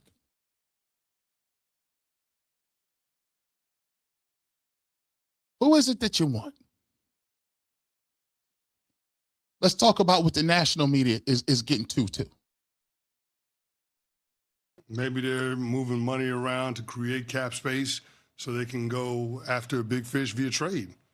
Maybe they're going to fall in line with what the other teams around the league have been doing, which is using first-round draft picks like fun coupons and going after proven veteran talent rather than rolling the dice on somebody coming out of the college ranks. Sure, but teams that are doing that, like the Ravens, are in win-now mode. The Cleveland Browns, not so much. Yeah, we'd feel differently about the Cleveland Browns if they had a quarterback, right? Sure. So maybe they're just laying the groundwork for being able to get the quarterback, whether it's to make the team more attractive or whether it's a situation where they're preparing a year in advance with the pieces that they're going to need for a young quarterback once they draft him. I don't know. I don't have the answer to it, but everybody assumes by moving this money around with Myles Garrett's contract that they're sellers. And I would look at it the opposite way and think of the Cleveland Browns as buyers. Now, when you take a look at that, when you see what he's saying right here, you see how they're posing and phrasing this, right? And they're saying the Browns are not in win now mode. Who told you that? Who told you that the Browns were not in win now mode? When Todd Monken came in, he said, I'm not going to put no win-loss record on nobody. Why would I put a limit on my blessings? Why would I put a limit on anything? My job is to come here and see what I can do and get it done. So Andrew Berry just hired a new head coach. He just said the defense is in place. Todd Monken came in and said, I got Myles Garrett. I'm glad I don't got to block this guy no more. He was sold on the defense being already ready to go plug and play that can help a young offense and a young quarterback find their stride. Right? That's what they want. That's what we're looking for. To find their stride. You have a defense that can win close games. You have a defense that can, at the end of the year, beat a team with Joe Burrow with supreme offensive talent to stop other teams. The whole Josh Allen and the Bills to 20 points and almost win that football game. You have that defense. You have a player who's the best defensive player in the league. And you're advocating, or at least questioning, whether they should trade him for future first-round picks. You guys are tricky. You think you're smart. Why everything that you suggest is something that you're going to come back and then use to try to reset the deck? So let me get this straight. We've already heard people say, I'm just going, let me set it up. Let me set it up. Nope. Nope. Where are we at? Nope. We're not going to do that. Hold on. I told y'all about it. This is so this is after you've already said this. Todd Monken's not going to be the head coach when they open the stadium in Brook Park. I'm convinced of that. What? Todd Monken's not going to be the head coach when they open the stadium in Brook Park. I'm convinced of that. What? Todd Monken's not going to be the head coach when they open the stadium in Brook Park. I'm convinced of that. I don't see him being here. Really? I don't see Todd Monken being the head coach when they open that. Boy, I was stadium. calling you Mr. Positive. All of a sudden, I don't know if that's Mr. Positive. That's 3 years from now, Daryl. I don't think he gets to a fourth season. Why not? I just think that his job right now is to put this thing back together. And if he does win, then yes. But I'm not convinced that they're going to win at the level that will prompt them to stay the course. They thought they should have won 7 or 8 games this past year while scoring less than 17 points a game. Think about that for a second. They couldn't score 17 points per game, and they thought that they were a 7 or 8 win team. Well, they won 5. But I know, but they should have beat Tennessee. So, you say Todd Monken is not going to be here in 4 years. Then you advocate things that will have Todd Monken not be here in 4 years, or Andrew Berry, or Shedeur Sanders. Trading Myles Garrett is what you want them to do. It gives you something to talk about. It lets you continue to call the Browns a dumpster fire. When he goes somewhere else and wins a championship or plays well, you'll say, look how terrible the Browns are. And we can still continue to have this psychopathic history of being the lovable losers that kill their own team for everything. You see, if you trade Myles Garrett, that's another black mark on Andrew Berry's report card. And you've already come out and said you don't want him to be here either. You've already said if Kevin got to go, he got to go. We said that, right? If you trade Myles Garrett, your defense is worse. You give yourself a worse chance of winning games. Oh, I already know how that works. You'll just blame it on the fact that Deshaun Watson is still here on the roster and Shedeur Sanders isn't good. Because they'll have to play defense too and score 100 points. And then you'll get what you want. You can talk about quarterbacks all next year in 2027. If you trade Myles Garrett, it just goes, you can do shows for weeks and weeks on time about how Jimmy Haslam has lost his mind and doesn't know what he's doing, and it's all a dumpster fire. And then you'll go back and gaslight us and say, how could you trade one of the best generational players of all time? We know how this works. Because you're not interested in winning. The ruse in the charade is to make people think you're interested in winning. No, you are interested in story, narrative, and content. Myles Garrett gives you great content. Myles Garrett gives you a perpetuity of always doing the same thing. See, is it easier to come on and talk about how bad the Browns are or actually watch film and tell us why they're good? Oh, it hurt. Man, that was chilly. Can you put the heat on, babe? It was chilly in here. Getting chilly in here. Is it easier to come on and talk about how bad the Browns are or actually put the work in to tell them why they balling and why the offense look good and why you breaking down how the offense is? You want to roll the ball out and say bad, horrible, terrible, garbage, dumpster fire. Who is this? This is terrible. The Browns are nasty. Bro. Good one. Trading Myles Garrett gives you another. Remember I talked about being spoon-fed? And they say all I'm talking about is Shedeur Sanders. No, I'm giving you a critique on all this right now. I ain't even talk Shedeur like that. We on Debunking. You done already told us what y'all wanted. Why would I give y'all that? It's the same reason you roll the ball out there and say, go get these other quarterbacks. You know Geno Smith and the man no good. You roll the ball out there and say, go get them. So when they fail, just like you advocated Dylan Gabriel, you advocated for Kenny Pickett, you advocated openly, and then you try to gaslight us and tell us nobody did, and then they gave you the receipts everywhere. Those were wrong.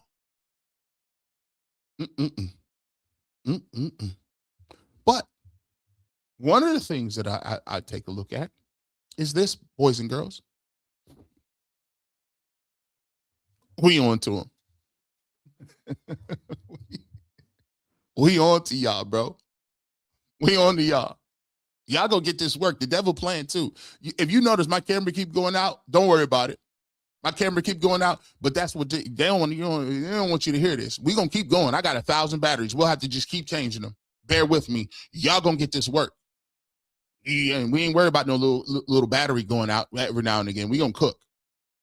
You're not gonna get out of this one. This one has been very clear and concise. Myles Garrett, let's just talk about it. Myles Garrett is one of your best football players. From a football aspect,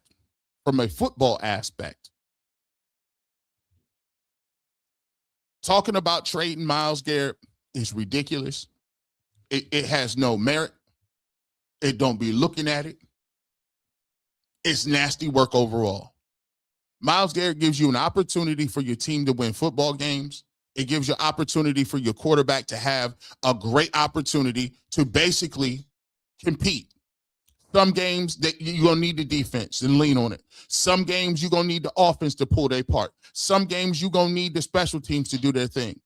But why would you set up your head coach and Debunking, who was brought here for a specific reason?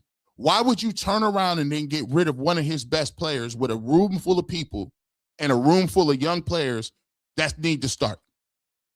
Why would you do it? You don't do it. But the problem that I have with these folks is this.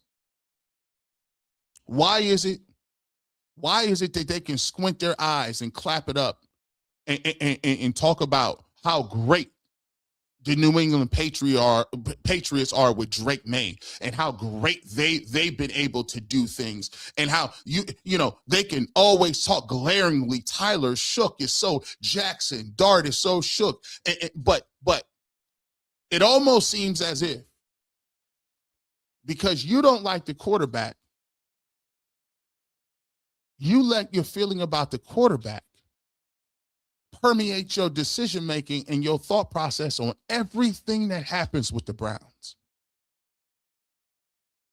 I've never seen people act like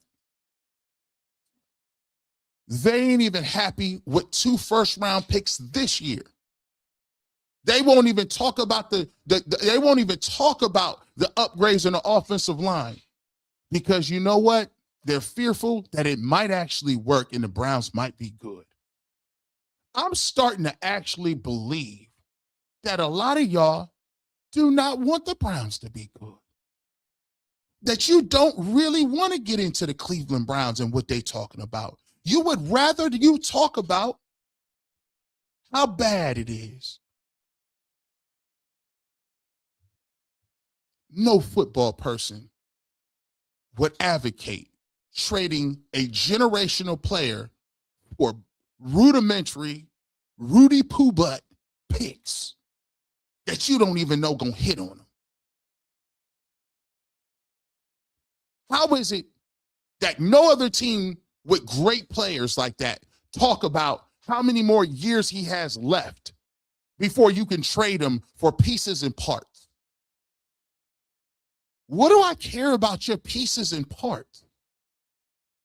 We got to get these fantasy football dudes up out of here.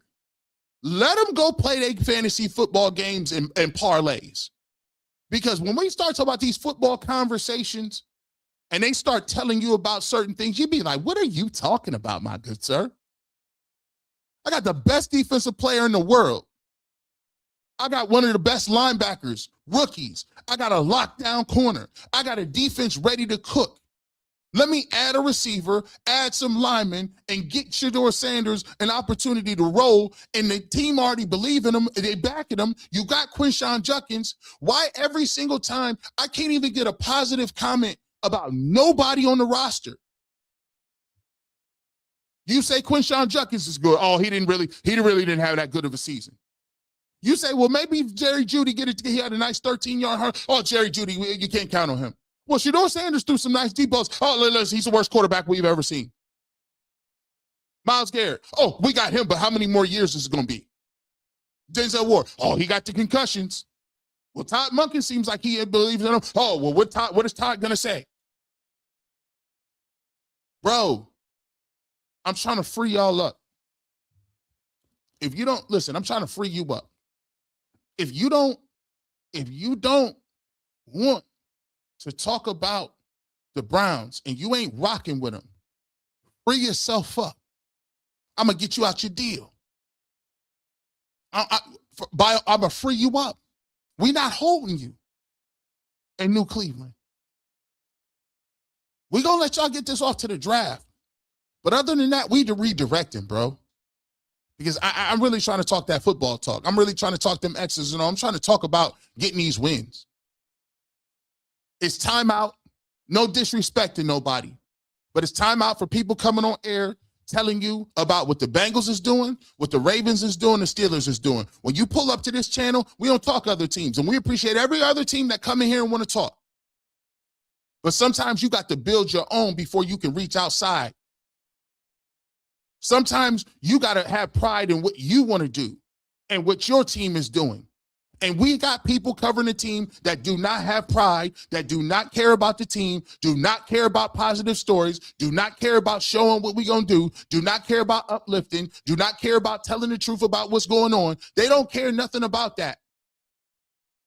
Every time you say something, it's a rebuttal about how bad they is. If they so bad, please take 2 steps out of the locker room and peace out. If they're so terrible, just check out.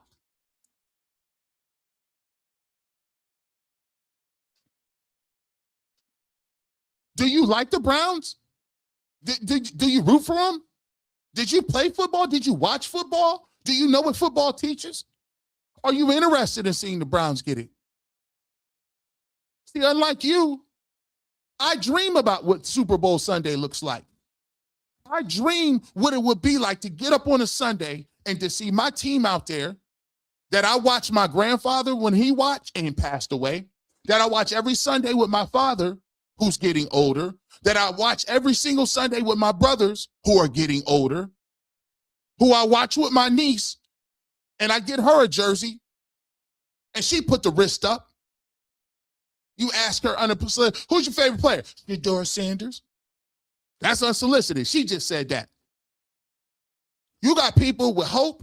You got people that want to follow. You got people want to come in. You got people that want to put money in the community. You got people that want you on TV. You got people that's trying to get some people and some backing. And all y'all do is sit up there and hate like you auditioning for another team. We trying to free you up. Get to stepping. We're trying to free you up. We trying to get you to the Arizona Cardinals. We trying to get you over down to the Miami Dolphins. We trying to put you together with the Carolina Panthers. We trying to get you to see if the Packers is hiring. That's all we want to see. We trying, hey, listen, I get your LinkedIn's ready. Get them ready. Because we trying to win. You got to pick a side. You got to pick a side, bro. Is you down for the cause or no? Because we can do you like Trey. Let me out the car. We'll let you out the car. Trey, we will let you out this car. No harm, no foul. But we got business to take care of where we going. We riding. We have business to attend to. And it deals with the football field. We ready to go. Because the division is open. The division is wide open. We see it. Real ones see it. Get that LinkedIn ready, man. Go ahead and get that popping. Indeed, get them emails ready to go. Monster.com, career builder. Maybe you might want to go back to school. Guys out here playing around. Trade Miles Garrett.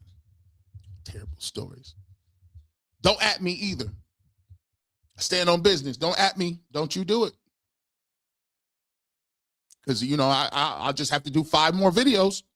I got time. You ain't got time to be doing these videos. I got to do something. Listen, don't you make me drop a Sunday version.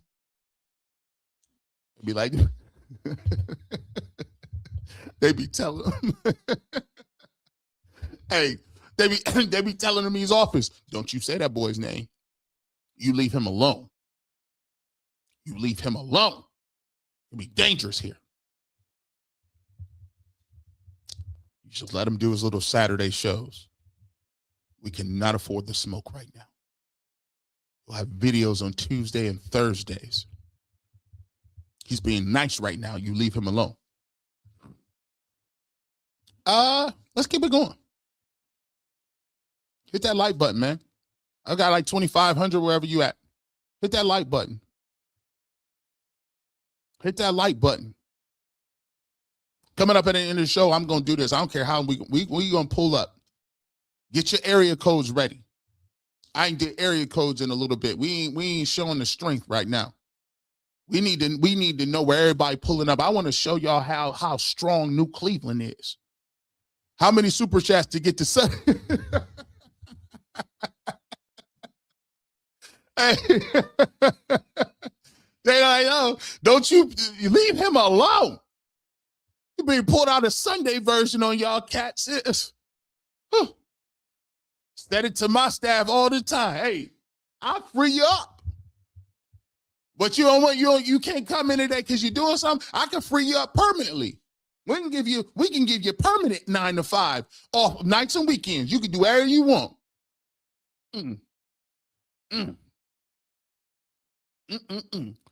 We ready to go. They deep out here. Let's get to this. I told you I was gonna do this. Y'all ready to draft? Y'all ready to draft today? Let me get the draft ready to go. Ended on a good note. Before we get to super chats, we're gonna draft. I told y'all before we're gonna make this a crazy defense. But we still need, I'm gonna cheat though. I'm still gonna get like a receiver late. I'm gonna give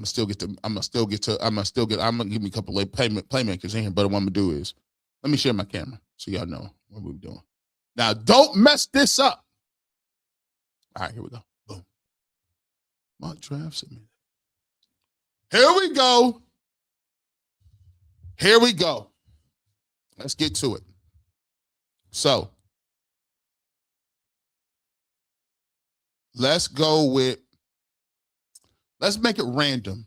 We're gonna make it random up. We're gonna bring needs down. Let's make it random. Care for positional value. Nah, we don't care about that. We ain't drafting for needs. We're gonna go random, right? We want 7 rounds. Okay? Okay? So the goal with this joint is what we're trying to do. Because we talked about Myles Garrett getting traded today. We want to go best defensive draft that we can find. So we trying to make the Cleveland Browns the 85 Bears. We trying to make us up and down one of the best defenses but at the same time, getting some gems later in the draft in terms of offense, because we still need some offense. All right. So we making it random. Let me make sure I'm in here, right here. Yep. Here we go. And while I'm doing this, don't even.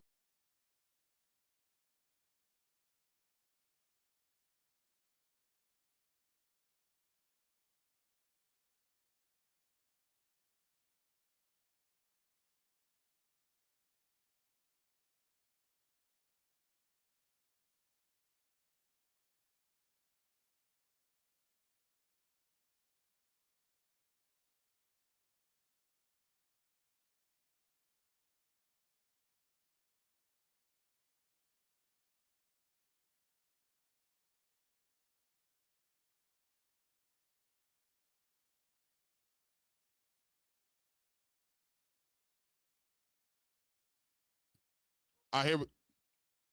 Ooh, there we go. My bad. So we got the Raiders. We good audio?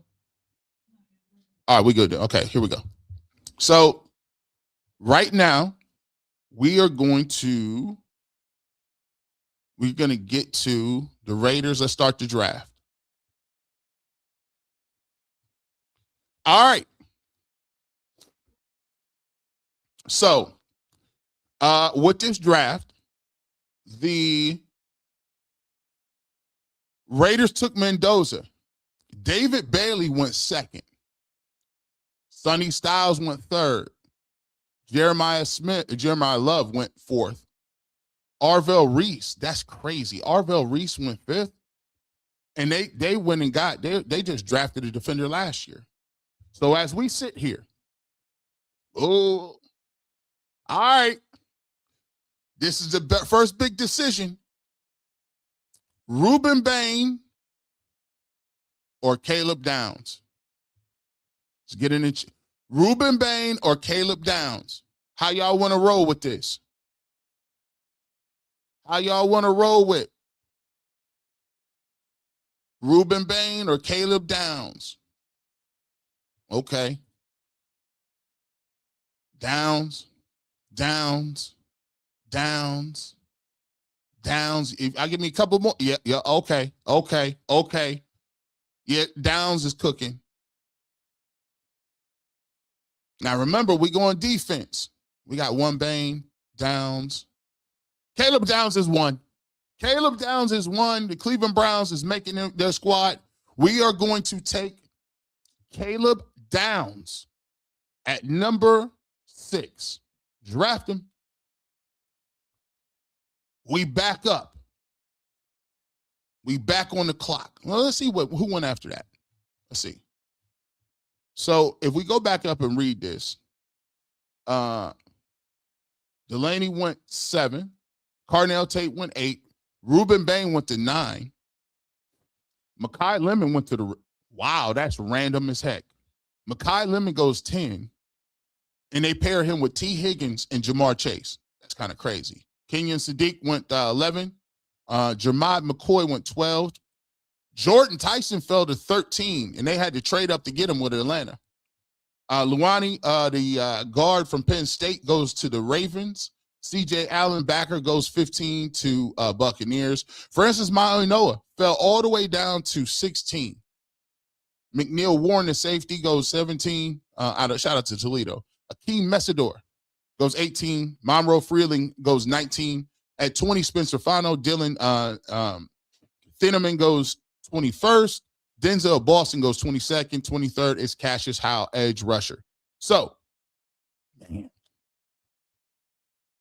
there's an end on it. Boy. There's an end. So this is a now we got 2 corners. I don't know if Terrell is I don't know if he's a slot corner. Let's take a look. He's balling out.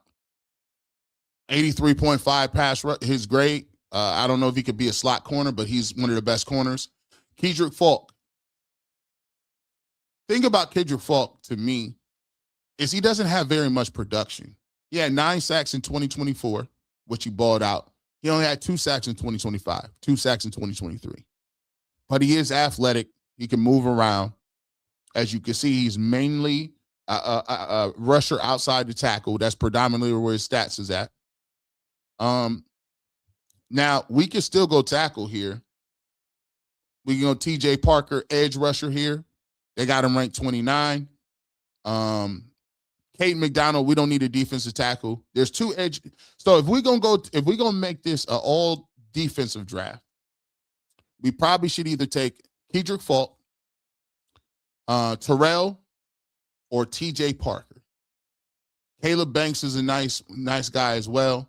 And then we can come back and see if we need to take a wide receiver or a tackle after that. But the first 2 picks should probably be defense. What do you guys want to do? What do y'all want to do?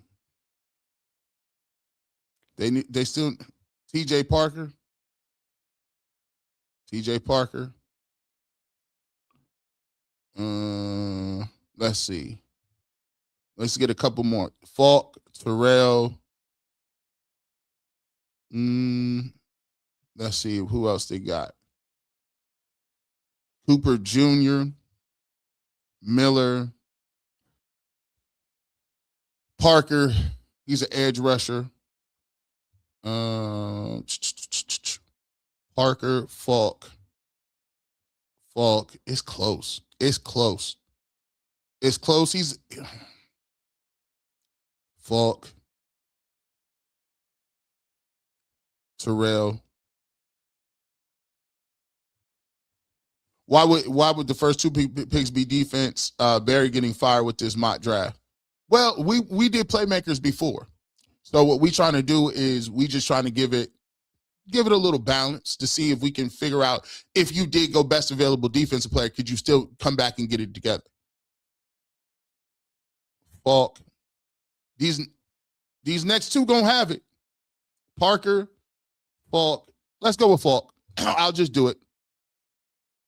Give me Falk. Okay, let's go with Falk and see what happens. All right, let's get to it. He's the best on the board. Let's draft him. Okay. You have pick 39. Now, I think this is where we can start looking at. Let's look for. Look at Ty Simpson just still sitting here looking crazy. We can look for a receiver. We can look for offensive lineman. So this tackle is the best available on the board. His rank is 30th, and we can get him at pick number 39. There's a guard here. There's a couple of defensive linemen. You can also, at this point, start to look at some receivers. Jeremy Bernard, we covered on this channel. I like him. He's not a burner, but he's a good receiver. Jadarian Price is a running back. Chris Brazzell is still there. Brazzell there at 58. We might be able to chill out and still get Chris Brazzell or Skylar Bell if we just chill. Right? Let's take a look at, if you look at it, some of the best available. We still need a quarterback, a wide receiver, tackle. So I do think that we may be able to get one of these guys in the third round as a receiver. What do you guys want to do? How y'all want to do it? Let me go back up. Take the tackle. Y'all want to take that tackle? Max is a right tackle, though. I know. Yeah, I know. What y'all want to do? Max, okay. Brazzell, tackle. Tackle. Let's see what else y'all got. Brazzell coming up a little bit. It might be a reach for Brazzell. He's 58. We at 39. Max. Let's go with the tackle. And hopefully Brazzell will be there. Let's take him.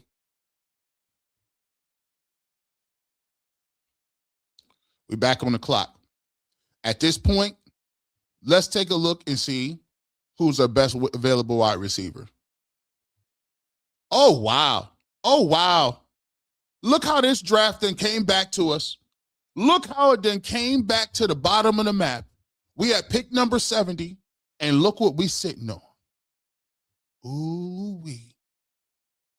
Elijah Surratt, Antonio Williams, Deion Burks, who we've all covered on the channel.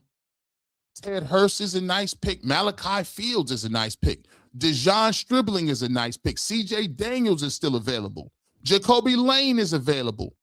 Cyrus Allen, boy, somebody tell me that G. Bush was cooking in here. Now with this, to me, out of these three players, and based on our wide receiver draft board, Deion Burks has higher upside than Elijah Surratt and Antonio Williams, but Elijah Surratt can be somebody on the outside. Malachi Fields is dope. Here's the goal, guys. These next two picks, I'm going two receivers. I'm getting two receivers, but Deion Burks is explosive. We watched him on the channel. Elijah Surratt is very dependable. Antonio Williams he's dependable, but you talk about speed, movement, quickness, 4.3 for Deion Burks. Malachi Fields is one of the biggest bodies in terms of 50-50 catch radius. We watched him as well. This is going to be very interesting. Who do y'all want to go with?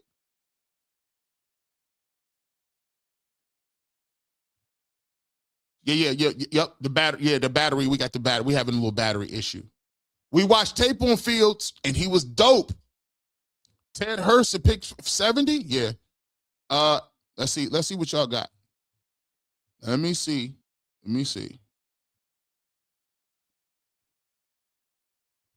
Fields, Malachi Fields. They went for Surratt, no doubt. Fields. No to Surratt. Fields, Surratt.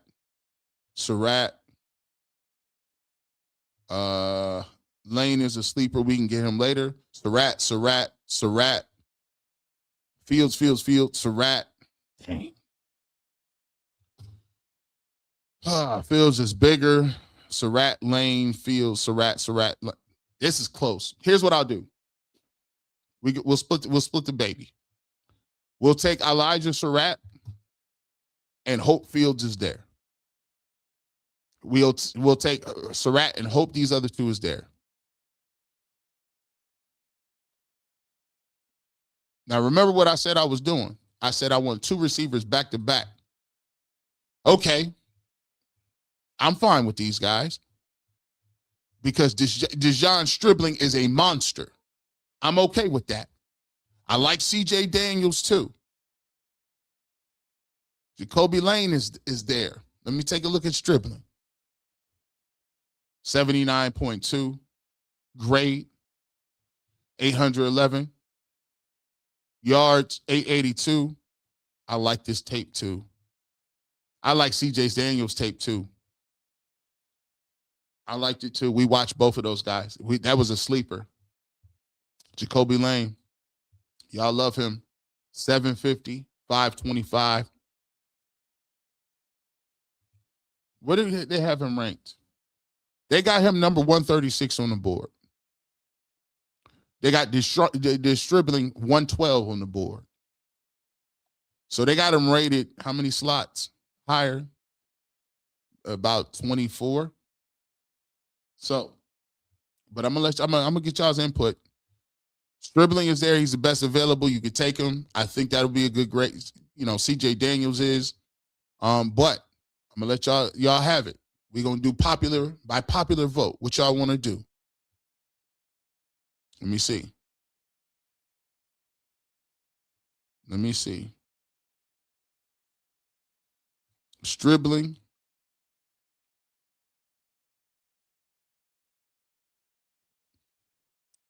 Ted Hurst. Lane. Daniels.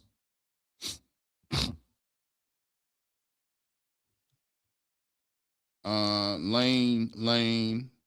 What y'all want to do? Scribbling. I like CJ Daniels too.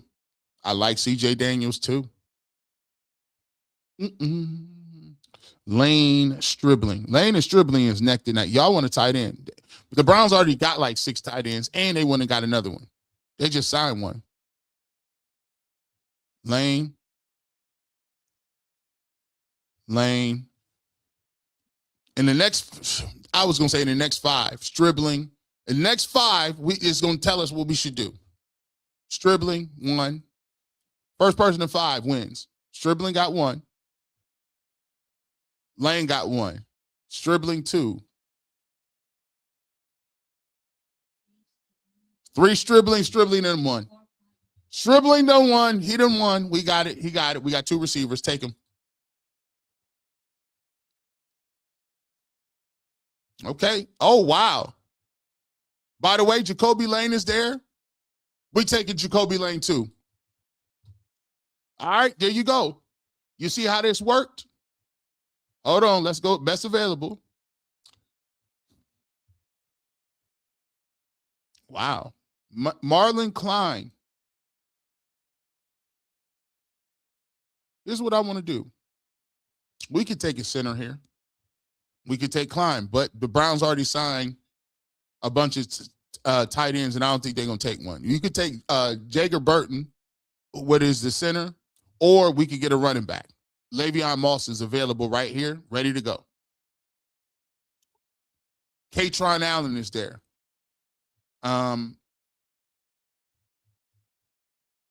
We could go with the center or Le'Veon Moss. Jager Burton or Le'Veon Moss. What y'all want to do?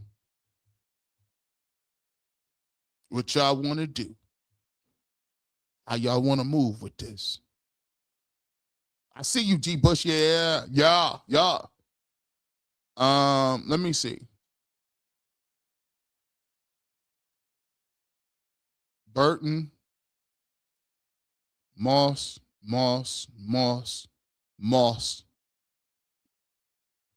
We're getting a lot of Mosses in here. Moss. Burton. Okay. Next 5 gonna do it. Moss. Take the center. Moss. All right, we're gonna go with Moss.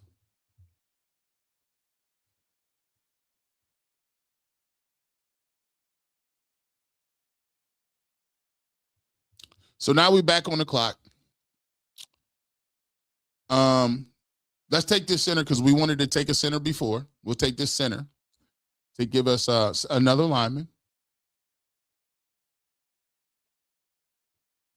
And we're right back here. And we always end up, why is Taylor Green always here? And we always draft him because he always hits.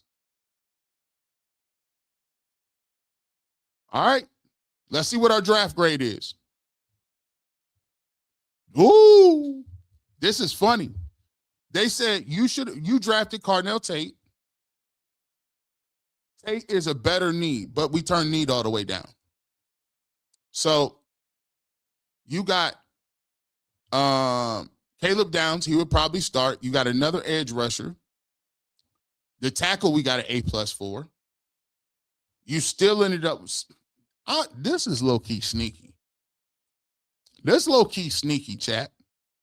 Chat, this ain't sneaky though. Because you still got Stribling, Elijah Surratt, and Jacoby Lane. A- for Surratt, B+ for Stribling. Jacoby Lane was an A. The tackle was an A+. They gave us C+ on Moss. But you take a look at it, we still went back in and got Gobin and Taylor Green. So as you can see, overall draft grade is a B+. Overall draft grade is sneaky because now your secondary should be crazy. Now your secondary should be crazy. You got one of the best secondaries with not only with Denzel Ward, Grant Delpit, Caleb Downs. Here we go. And we back up. Y'all let me know what y'all think. They gave us a B+. It started off kind of shaky. A lot of people's like, no. Fault might be a D tackle on most 4-3 defenses. It was all right. It's all right.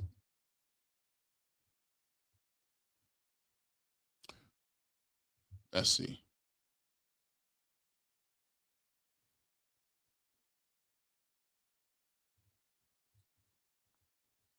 Why are we doing defenses? We aren't drafting defensive player. What we're doing is just giving you a idea, or it's just giving you a variety. If you think about it, say for instance, the Browns decided to say, you know what? We're going to trade back. We're going to trade back. And we may trade back and get something. Or they might say, listen, you know what? We believe this dude is such a great defensive player. I don't think they will do it. We're just saying if they did go that route, who would be available later on that can make up for that? The idea is if I can find, if it's a deep receiver class and I feel like I got a higher grade on somebody and I did take a player like, Sonny Styles or Arvell Reese or Caleb Downs, if they did fall to him, do I have enough in my arsenal? Do I have enough players at wide receiver that if I pick them later on in the draft, I still can get some value for them? For me, am I advocating this type of draft? No, it's just showing you a variety of what it could look like if they decided to go that route. Yeah. So let's get to this. All right.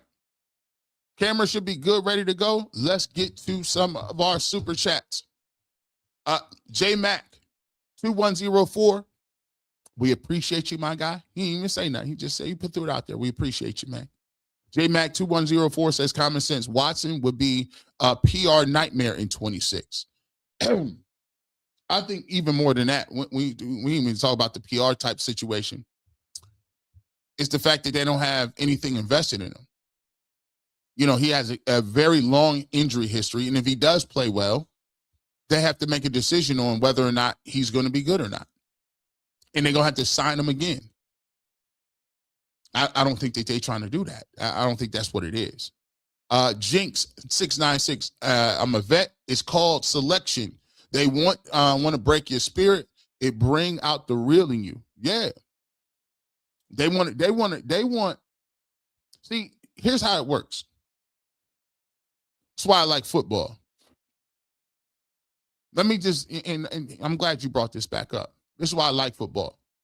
It's because when we talking about football, at least I know what you made of. If you can make it through playing in the military, you can make it through playing football. And I told you, military always higher. That's life and death. Football is a game.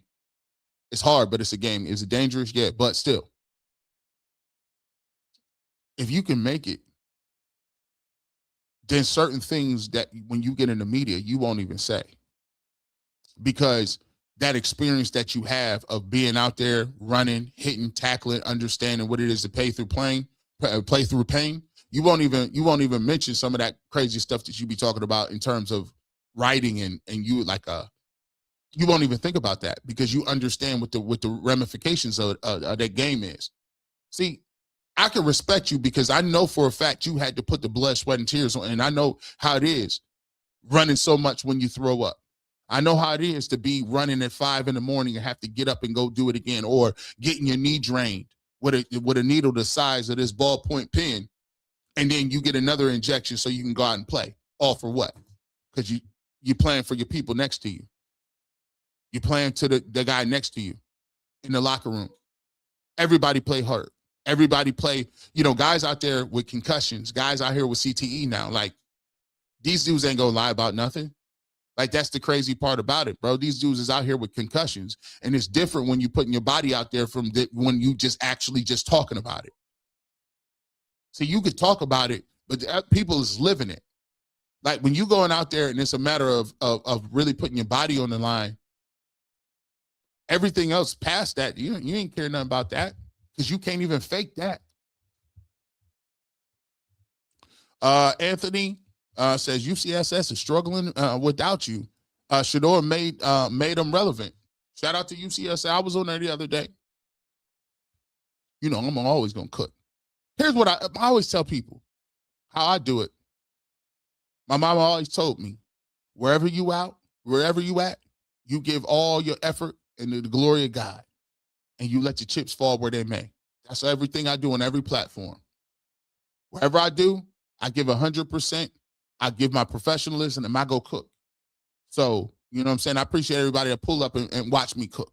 So wherever I'm going to be, it's going to be a show. You know what I'm saying? Cleveland is shock jock media capital of the world. I hope it don't get to that. Kimmy, I hope it don't get to that because there's much more in store for that. There's much more brighter times and more fun, relevant things. A lot of people don't understand it from this angle, man. Cleveland, if you ain't never been here, the city we don't have a lot of money. We don't got the best school systems. We don't got a lot of dollars in tourism coming in. And so when your sports teams is here, it's a lot of kids that look up to these people. It's a lot of kids and a lot of people in the city that use their sports teams as a source of pride and a source of togetherness and community. And, when the team is playing well, that means something for kids, bro. Because other than that, ain't no shine coming to the city. Ain't nobody coming in here trying to, give them nothing or do nothing or pull up. So that's why it means something to the people when the city is good and when the team, it's a representation of something positive for them. So for us, we want the team to be good. And to be honest with you, I'm not going too crazy at people. I just think that people need to understand that that's what they want. Somebody got to hold the mirror up for y'all, bro. Because right now it's getting too far left. It's getting too far. Like, it's kind of like, come on, man. Like, good. Like, just wait and see. You ain't got to keep talking about how bad it is. Just wait and see, or just call it balls and strikes. But right now, it's crazy for you to say that the coach ain't gonna be here in 4 years. He ain't even coached it down. That's wild work, bro. As a man, the only thing that a man asks for is an opportunity to prove himself. That's it. Ain't nobody asking nothing to be given to nobody, and it's disrespectful to insinuate so. Who wants anything given to them? Don't nobody in this chat that I'm talking to, including me, anybody associated with a barbershop, anybody that supports Shedeur Sanders, or anybody that's a real Cleveland Browns fan, don't expect nobody want anything given to him. So why are you even saying that or insinuating that's what it is? He's not going to be given anything to him. Who said that? That's somebody that you tell on yourself. People who say that probably got something given to them. See? You here because you got, see, this is why why your camera keep going out, G. Bush. Just finish your super chats and go home.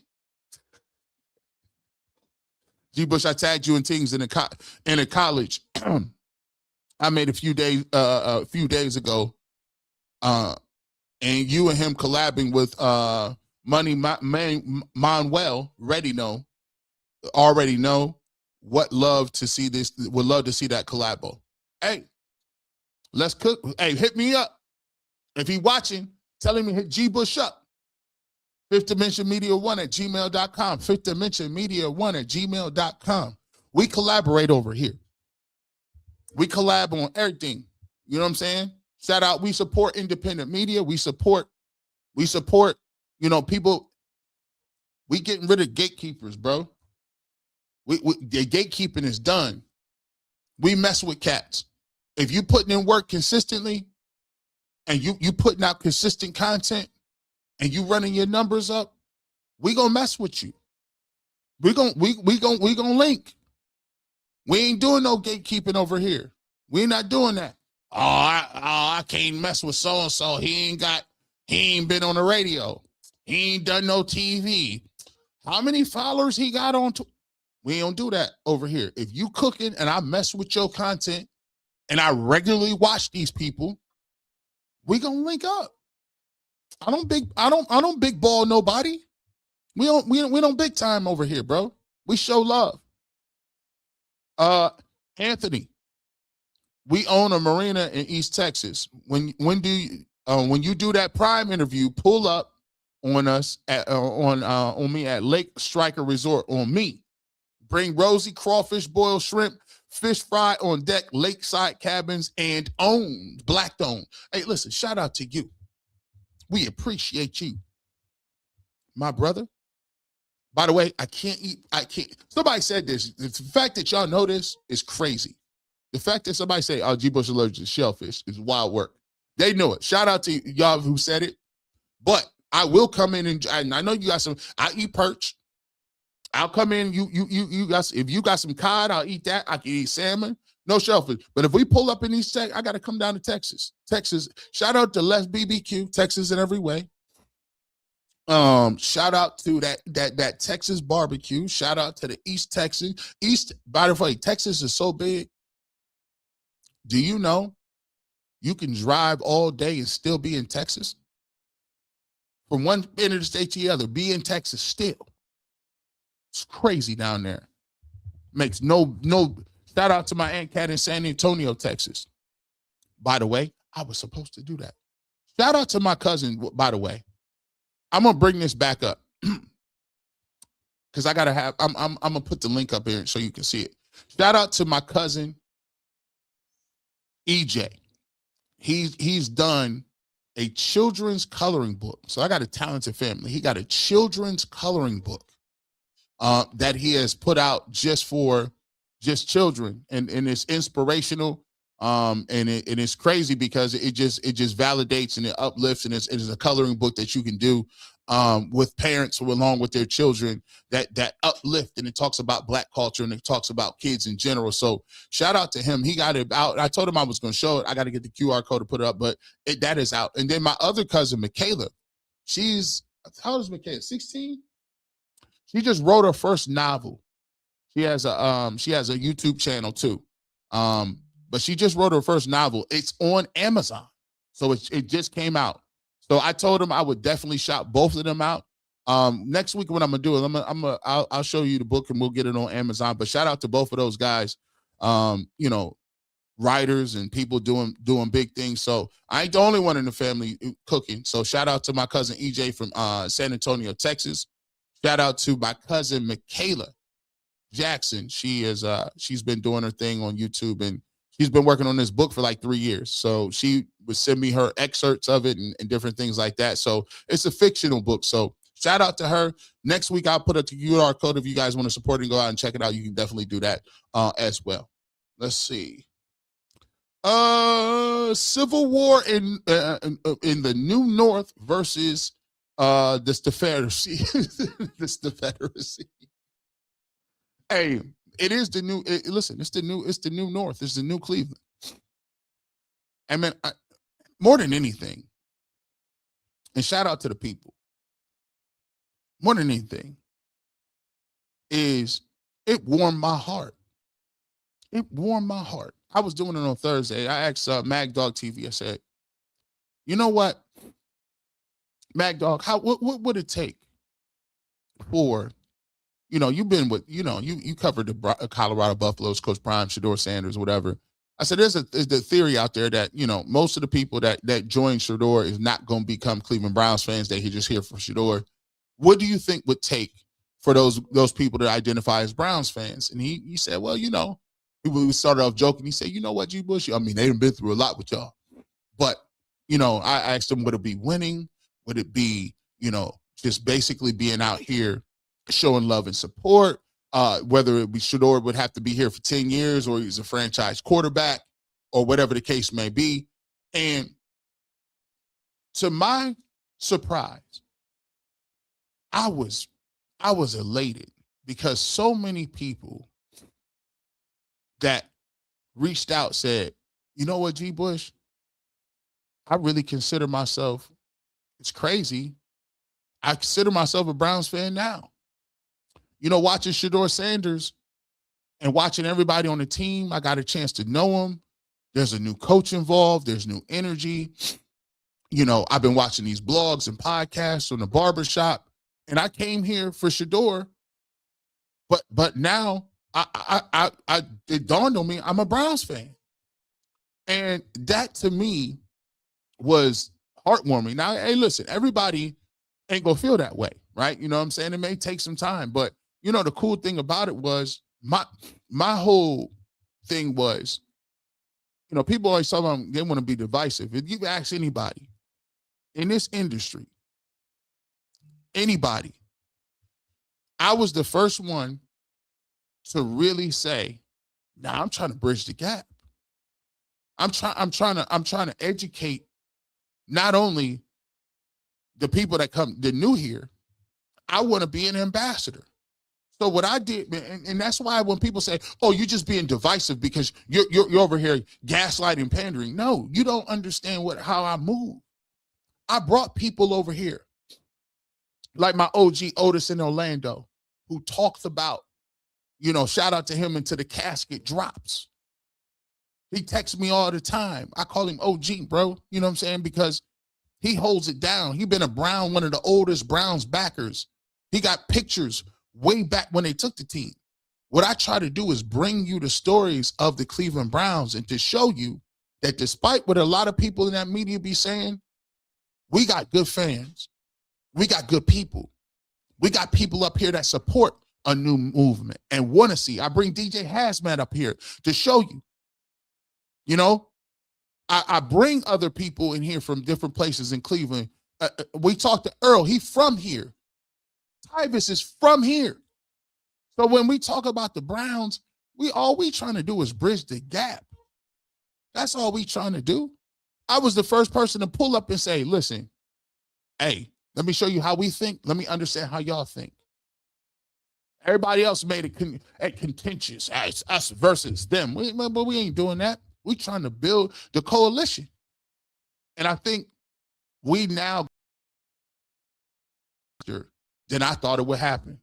And some of the people who I thought would never be like, I'm a Browns fan, was the first people pulling up saying, you know what, unfortunately, I'm kind of a Browns fan now. So that warmed my heart a little bit. That warmed my heart a little bit. Shout out to y'all. And we still got the bandwagon open. Y'all got time to convert. Shedeur and the team are moving like he's the guy. So until it's otherwise stated, he's the guy. Side note, what's up with UCSS? Ain't the same. JLG 2926. I see the thing about what's the name, UCSS, we got the first hour on the app. And then the second hour is still on YouTube. In terms of, what's going on, I don't got no control over it. You know what I'm saying?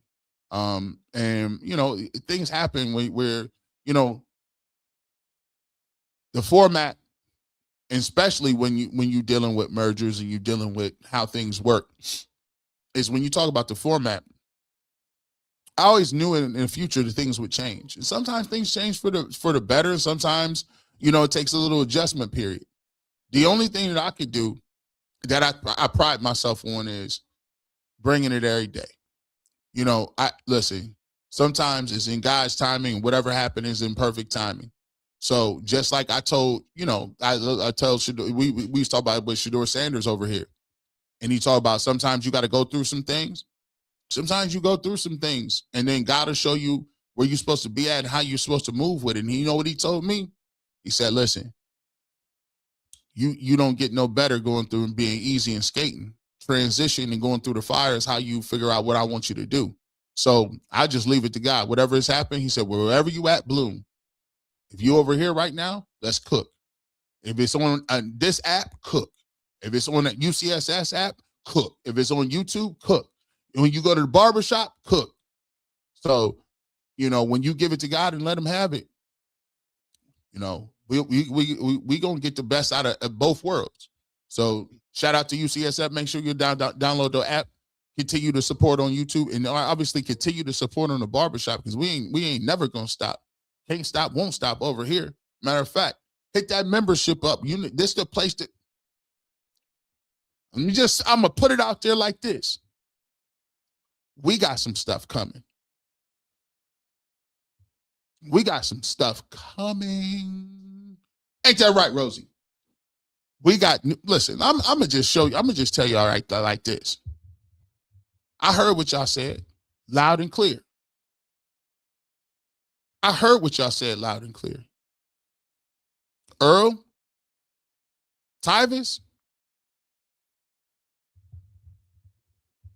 yeah, that's on the way.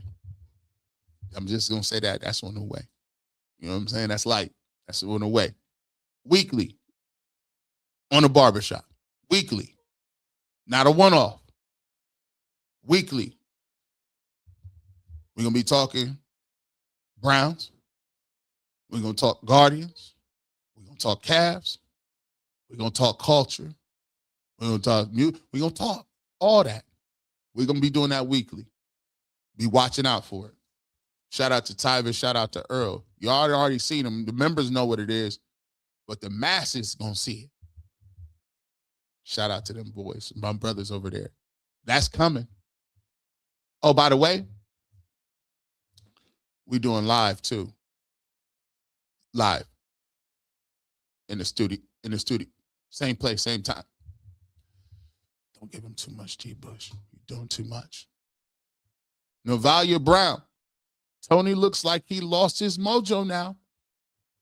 Now Tony looked like he's seeing what the writing looked like on that wall. He's seeing what's popping right now. He's seeing an opportunity because there's always an opportunity. Think about it. If you wasn't in an inner circle, you can get in the inner circle right now. If you wasn't in all the way in the inner circle before with the other regime, they're accepting resumes today. Look like somebody done put his resume in. See, I told you, get that LinkedIn right, ready. That was a double entendre. They didn't catch it. They didn't catch that. Mary Kay Source is in Atlanta now. Shout out to the Atlanta Falcons. Shout out to Kevin Stefanski as well. Receipts, thanks, G. Bush. Eric 23 ATL, you know I keep them with me. We're not going to play around with them. I got all kind of them. This 4 year ago receipts. 4 years ago, bro. G. Grossi paints AB as an overlord and a big problem of the Browns. We'll see. AB controls the coaches, who plays, and who should be on the coaching staff. Yet both coach and GM report to Haslam. Question mark. This is very interesting. This is very interesting. Somebody see Todd Monken lately? Anybody see Todd Monken lately? Seems to be missing. Nobody see Todd Monken lately? Was he at any of these pro days? Why Monken ain't at the pro days? I'm just asking. I'm asking questions. Y'all seen Shedeur lately? Huh? Oh, I seen Shedeur working out. I see Shedeur get invited to a baby shower. He said, nah, I'm cool on that.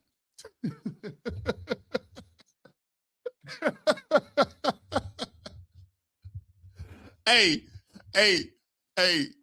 I felt like Coach Prime was behind him, or Shiloh, like this. We ain't got time for no bullseye. He ain't going to that.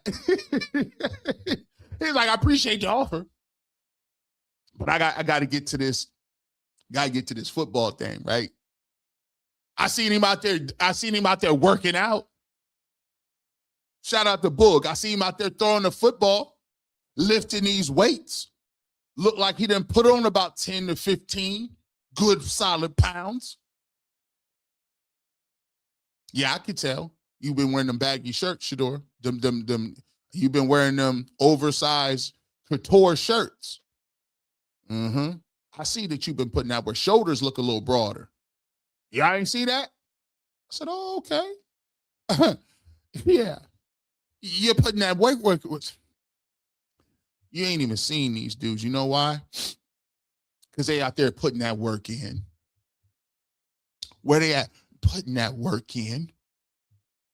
Funny how it work, ain't it?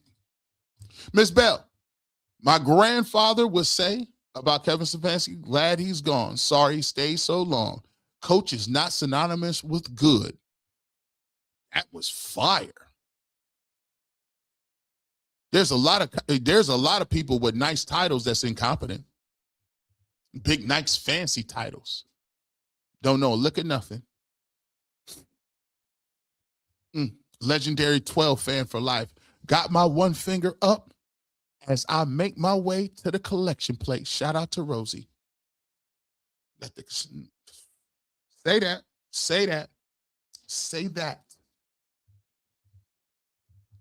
Man, today was difficult.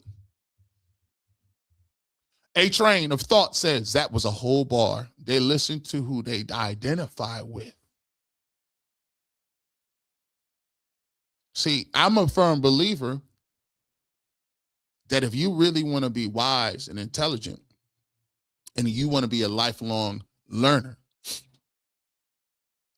you be quick to listen, not to speak, especially when you're dealing with other people and other cultures and other systems. Because everybody got a different system. Culture, see, this is why, listen, cultural competency is a thing. It's why they make you go through it, because a meaning that you may have or a value that you may have in a specific place ain't the same. What did you say in the Filipino culture? Don't they kiss your forehead? What do? Yes. They bless you. They put their hand right here. Right here. Now, if you was with me in my culture, that means you just checking to see if I got a temperature. And if I ain't got one, I'm going to school. Let me see your head, boy. You ain't sick. Get on up out of here. But in Filipino culture, they bow and touch your head, right? In Arabic culture, them shoes got to come off, right? It's disrespectful when you're walking through the house with shoes like that. I was on a plane, Japanese Airlines, and you could hear a pin drop. Kids, grandparents, everybody sitting there like this, 10 and 2, straight up. It's disrespectful to be out here doing too much. On the subway in Japan, nobody talks because you're supposed to be respectful that some people might be trying to get some sleep on the way to work. I said, bro, it's all about the culture. Some people value things differently. There's a culture of NFL athletes, and there's also Black culture. And when there's Black culture involved, we don't be talking like that. Cameron told Bill O'Reilly, hey, man, I ain't calling the cops. Hey, listen, I ain't snitching. I'm cool. Bill O'Reilly's like, what? I'm like, I ain't calling it. Well, we don't be calling law enforcement like that. And sometimes they look at y'all worse than law enforcement. Man, when law enforcement coming to the spot, we be like, listen, I respect your job. Shout out to all the law enforcers out there. But I get nervous. I'm like, I ain't about to be out here just telling. My stakes are myself. I want to go home, bro. I don't want nothing to do with no crimes, no none of that. No, I ain't around none of that. They're not gonna be willfully talking to no report. What y'all didn't know? You didn't. Why you think people like the highest guys? Look, so when you get to a certain food stature, why you think they cut off contact? LeBron James don't do local interviews. Odell Beckham Jr. don't do local interviews. When is the last time you heard from Deshaun Watson? That should have told you all you need to know. Guys, dang, that was crazy. I just said this. That should have told you everything you needed to know. How is it that Deshaun Watson, no reporter has had any contact, information, interview, email, text from Deshaun Watson in 3 years?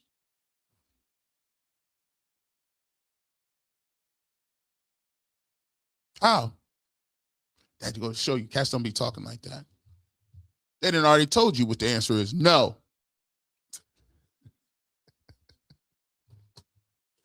This is crazy. Those players knew Kevin was feeding MK, so there's no way they would talk to her. Allegedly. Some be talking like that. I'm just letting you know. I'm just letting you guys know. A train of thought says the Cleveland media has a supremacy problem. That statement was multi-layered. I guess it's all in the eyes of the beholder. Interpretation is a very funny thing in the United States. You can interpret however you want to interpret. Damn Remo, the scorekeeper ain't missed yet. I got the Browns going 11-6. The Kool-Aid been drunk. Them boys getting locked in. We not giving up on Miles, G. Hey, listen, I am telling you, these dudes are practicing. Shedeur Sanders then gained a solid 10. He didn't gain a solid 10. Why ain't you heard from Mason Graham? We ain't even seen Mason Graham.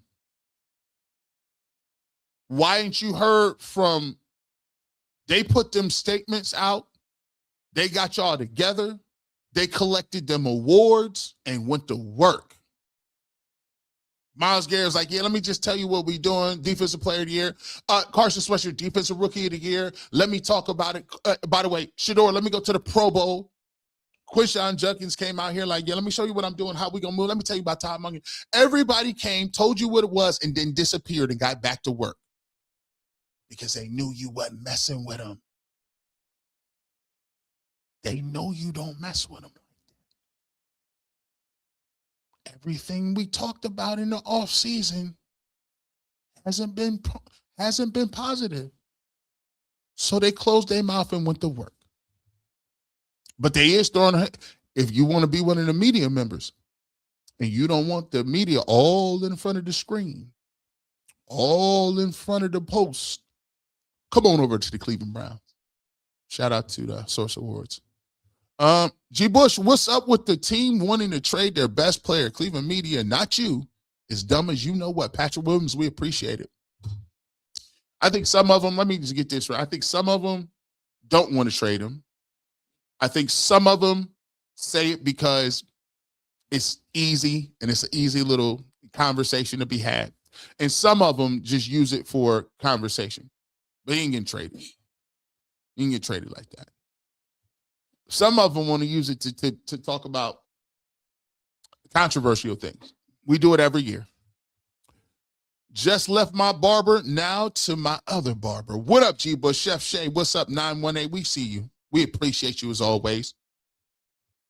Why is it that outside of Utah You, Tyvis, and Earl, no one ever says anything positive about the Browns' future. If Cleveland fans don't believe, why should others?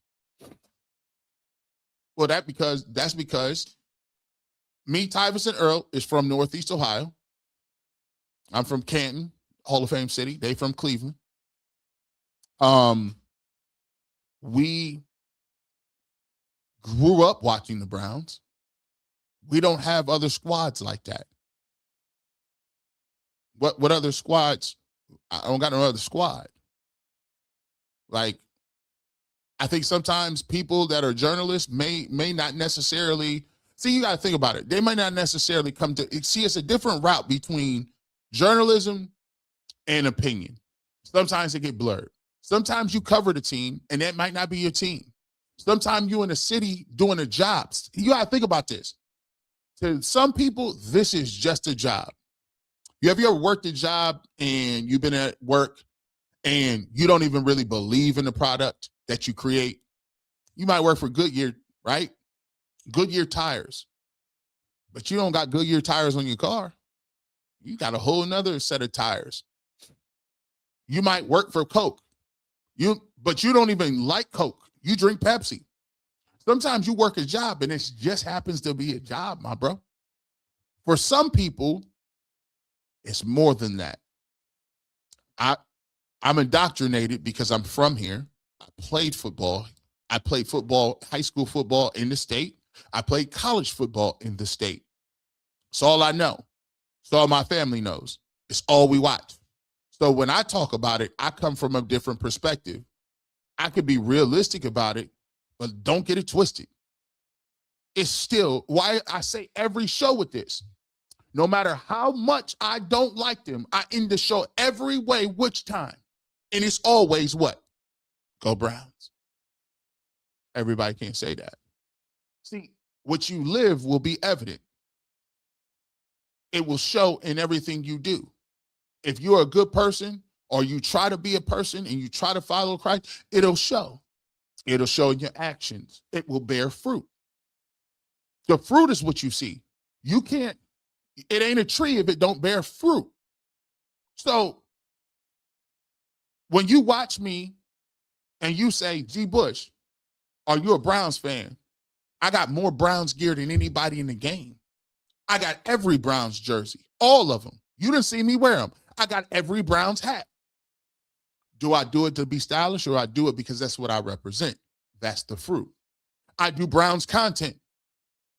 Sometimes I'm mad at the Browns. But even when the Browns win, you can see media members upset that the Browns won because they won draft picks or they didn't, or they won a different quarterback. That's not fruit. You didn't bear no fruit. Huh? I got gear back there. I got an orange flag that says Kool-Aid Mafia. I made it with my own energy in it. Like, what? So you and I can't be the same. You and I are not on the same. Shout out to Pusha T and Malice. Rappers is talking to me as if we are the same. He tells them, no, we're not. You sports talk dudes, me and you aren't the same on multiple levels. I do this preferably. It's in me. It's just there. It's evident. It's my team. I break it down the best. I talk about it the most.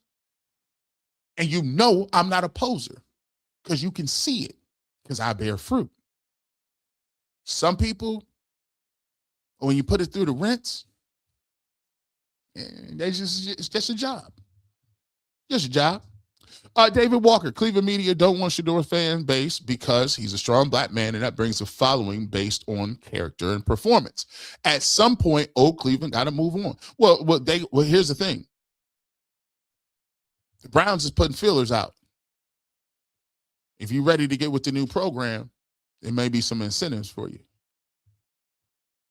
See what I'm saying? You maybe get a little bone here or there. See what I'm saying? Get that information flowing again. But all them other cats might be on the outside looking in. I'm just letting you I'm an opinion. I don't go to Berea. I'm a little dude over here in the barbershop, just doing my thing. Browns are winning the AFC 2026 AFC North. And Alexander Gallant, they win the AFC North. Watch how they try to tell you that they all believed. We always knew they had potential. We always knew. People around the building have been saying how much of a change it's been. Sure. Reminds me of the religious film Left Behind. Legendary 12. Hey, listen, Left Behind was, man, them Left Behinds came out. I was a young Christian back in the day. Them Left Behinds came out. I was going to the altar every week. No, I gotta make sure these Left Behind films done dropped. I gotta make sure I'm straight. Look, I had to wear, listen, I had to make sure I was good to go. That was funny. Miss Bell, if good reporters, why didn't they question how Shedeur got dumped from college to the NFL? Great reporters get facts. Don't like none of them from the jump. Well,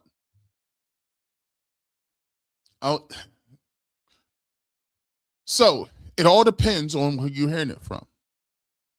And remember, always understand this. What do I gain from me getting this information? And who do my allegiances lie with? You can either have your allegiances with the players, or you can have your allegiances with the front office, or you can have the allegiances with the coaching staff. Because you have sources in all three areas. Or you can be super vague and say, I got sources around the league. So sources around the league really don't move me that much, because you're talking about people that's talking about hearsay and gossip. How do they know? They're not if they were so plugged in, they would be inside the Browns locker room. They're not. So it's varying degrees of all this stuff. But you gotta weigh all of it with each other when you try to make an evaluation. Browns defense scored 2 touchdowns against the Bengals to win. There it is. And you know what's funny? Why would we expect, Alexander, Mr. Gallant? Why would we expect people who didn't like that the Browns won that game, because it messed up their draft order to get a quarterback? Why would we expect them to be forthright and honest about trading Myles Garrett? Because they didn't want him to win to start with. It's crazy work. You saw me argue with the folks, right? I argued with them. Said, how you mad? I thought it was about winning. It's not about winning then. D Woods. If they trade Myles, the D-line will need to be overhauled. The greatness opens up. Thank you. The greatness opens up opportunities for others to get sacks, because he's always double, triple team blocked on every single play. I don't even want to spend no time, energy, and effort really going into it, because it bores me and it tires me to try to explain something to people that don't care about it. But you are correct. Myles Garrett, if they take Myles Garrett off that defensive line, you're going to see how regular it is. When Myles Garrett is on your defensive line, the game plan is completely different. The whole entire game plan is built around not letting Myles Garrett wreck the play. So guess what? Everybody else is getting single blocked. You never turn in protection the other way. They can run there are plays that Green Bay Packers said, when Myles Garrett is on the field, there are plays we refuse to run. We're not even going to try to run them. Understand that. But then, D Woods, you would probably have to watch football and film to understand the impact, and not just talk about fantasy trades and getting value. It's a lost cause. It's a lost cause. A lot of these folks, man, to be honest with you, a lot of these peoples and folk, they don't renew their mind. They don't see. Always ask yourself this. Don't be one of these people. Don't be a person that get to a certain age and don't learn no more. You do realize that in life, you have an opportunity to continue to learn, to continue to be uncomfortable. But once you get to a certain age and you got kids and a wife and You got a set schedule and your work is this. Have you ever noticed that you very rarely go outside your comfort zone? You have enough money to eat what you want. You're not going to try no new foods. Your routine is basically built around the things you need to do, and you get rid of the things that you don't like. So you don't have to be forced to be around different people. You don't have to be forced to watch different shows. You don't have to be forced to learn anything else. You can just type it in AI. It'll tell you. You're not forced to even interact with people, so your people skills is terrible because you're sheltered. You only talk to the like-minded people that you know or forced to talk to. But what happens with you is you become dull, you become less active, your mind becomes slower, you become to get rigid, and you become one of those people that the second change happens, you start malfunctioning. See, you're a computer without a Microsoft update. You could have the best window, you have the best computer in the world. But if you ain't got no internet, which is your drive, and you don't have the update, which is the continual process of learning new things and working on your analysis, you become an old IBM computer sitting there collecting dust. You can't plug no internet into no 85 IBM and get on the internet. You know why? You ain't been updated. Don't be a person that don't get updated. You choose that path. No one chose it for you. But look at some other stuff and question and prod and communicate. Because right now, people is really falling off. Some of the stuff, y'all, I'm seeing grown people malfunction on live TV, not be able to understand concepts, and I don't get it. No, that's called you didn't do your updates.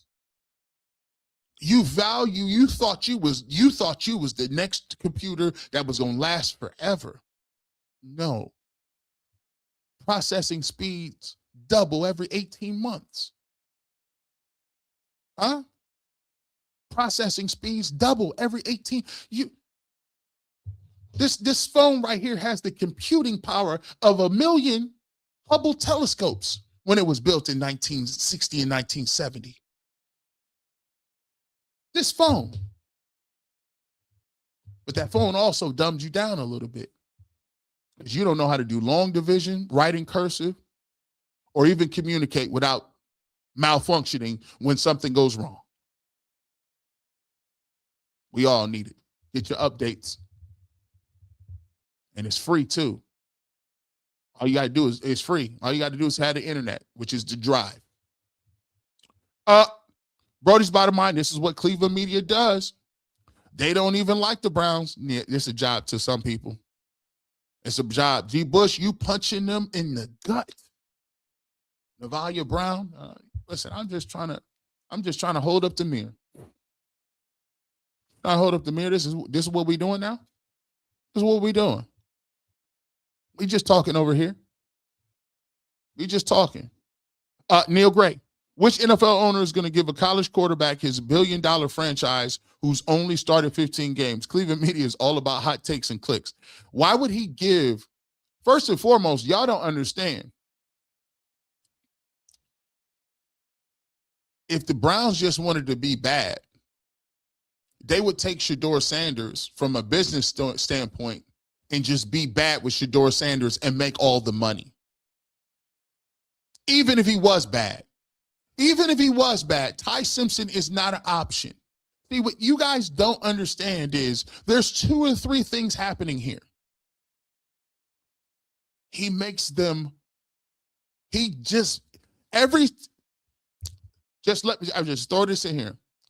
Are the Cleveland Browns organization worth more or less if Shedeur Sanders is on the roster? Is the Cleveland Browns marketing opportunities more or less if Shedeur Sanders is on the roster? Do Cleveland Browns get more or less national televised games if he's on the roster or off the roster? Do they sell more jerseys if he's on or off the roster? Is he taking up headlines with the Cleveland Browns more or less? You know. So what you're advocating don't even make business sense.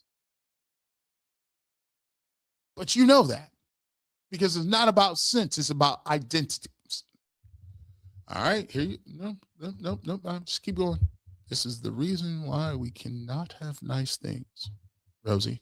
I'm always told my soldiers while in the Army that my civilian and my civilian employees this: if you don't like it, if you don't like your job, quit. We trying to free you up, bro. We're not holding you hostage. We want you to be happy in life. I want all my fellow humans to be happy. And if the Browns aren't making you happy, then we need to get you somewhere else where you can really meet your expectations of what life is supposed to be. Freddie Miles will be like making bread from scratch. I go buy eggs, then a loaf. I go buy eggs, then loan you my bread machine. 2 steps up, 10 steps back. That's even dumb to say. That's crazy. That's crazy. Right? And the crazy thing about this, Miss Bell, I'm going to throw this on top of this. I'm going to throw it on top of this. They got the bread sitting here right in front of them, already cut and sliced, hot and fresh. You got hungry. You got a hungry fan base. A hungry fan base for relevancy and just a winner. The bread is sitting right in front of them on the ledge. And these fools talk about, no, let me get in my car so I could drive down. I got to drive in my car to go get you some store-bought bread. Why would I wait on you for that store? But wait, how far is the store away? In the next city. What? You want me to wait on you to go get some store-bought bread from the grocery store in another city and it's going to take 2 hours when there's some nice, fresh, homemade bread that just came out the oven, but they selling you that store-bought bread is the best option, and it's taking 2 years down, 2 weeks, 2 days, 2 miles down the street to go get the bread and bring it back. That's the 2027 draft. They telling you, yeah. But they want you to sit there and look at that hot, fresh, ready bread and telling the starving fans, don't eat it. Don't eat that bread. You don't want that bread. That bread ain't no good for you. I heard that bread is 5th round bread. It wasn't made with the best flour. That's old bread. Well, it smelled pretty good to me. Give me some of that 5th round bread. Gee, the media here sucks. You got journalists discrediting players for fired coaches and radio guys led by personal bias. Everything is hearsay. No fact checking. Monken or Shedeur will never get a fair shot. Yeah, they will. You know how to get a fair shot? By people telling the truth like this. See, it's hard for you to write something now. I can't pay no attention to what you're talking about when it comes to Todd Monken because you just told me that you already got the expectation that he's not even going to be here in 3-4 years. So why am I listening to that? Why would he'll get a fair shot? It's called you and most other people ain't going to listen to it. I ain't got no time for that. That's nonsense. How am I going to take serious what you just said when you already told me what the plan is? See, it's the catch-22 thing. They tell you that Shedeur wasn't good, but then they come out and then say he was supposed to redshirt. He wasn't supposed to play at all. So you just told us the conspiracy theory. The goal was to never play him regardless. So why would I be upset when he does play, show some things, you say I didn't see any of it? No, the trick is you didn't want to see it from the get-go. It don't matter what he would have did. You wasn't down for what, stop acting like you was an honest arbiter. You told us everybody was better. They weren't. Then you said, don't worry about that. No problem. Then you said he was supposed to just sit there in red shirt. Who says red shirt? This is, bro, you know that it don't work that way. Red shirt. So you was actively trying to prevent him to get on the football field. And then when he did, now we're supposed to be surprised that you're saying it wasn't good? Stop. Come on. Y'all sound like the people that got rid of Caesar. Come on, Brutus. Come on. I'm supposed to listen to the co-conspirators. Tell me why there ain't no conspiracy. Like, come on, man. Come on. Miles is the second best player in Browns history who can literally win a game by himself. Why would you trade a generational talent for the unknown draft picks? He's our captain by example. Well, Neil, the only reason you would do that is because you're offering information that is not based in reality, or you don't really want to see the Browns be good. That's the only conclusion I could come to, because it wouldn't happen in any other city. Why did Ben Roethlisberger get to retire as a Steeler? Ray Lewis got to retire as a Baltimore Raven. Seems that really good players just kind of maybe retire as a player for your team. Love to show your energy, your brother from another mother. I appreciate it. NY. Sean M., we appreciate you. Thank you. What up, G. Bush? Did you get my email 2 songs? New Cleveland, and welcome to the barbershop. When did you send it to? Did you send it to Fifth Dimension Media 1? I need my membership t-shirt. Fellow Cantonio, help keep the receipt. Vibe this. Okay, got you.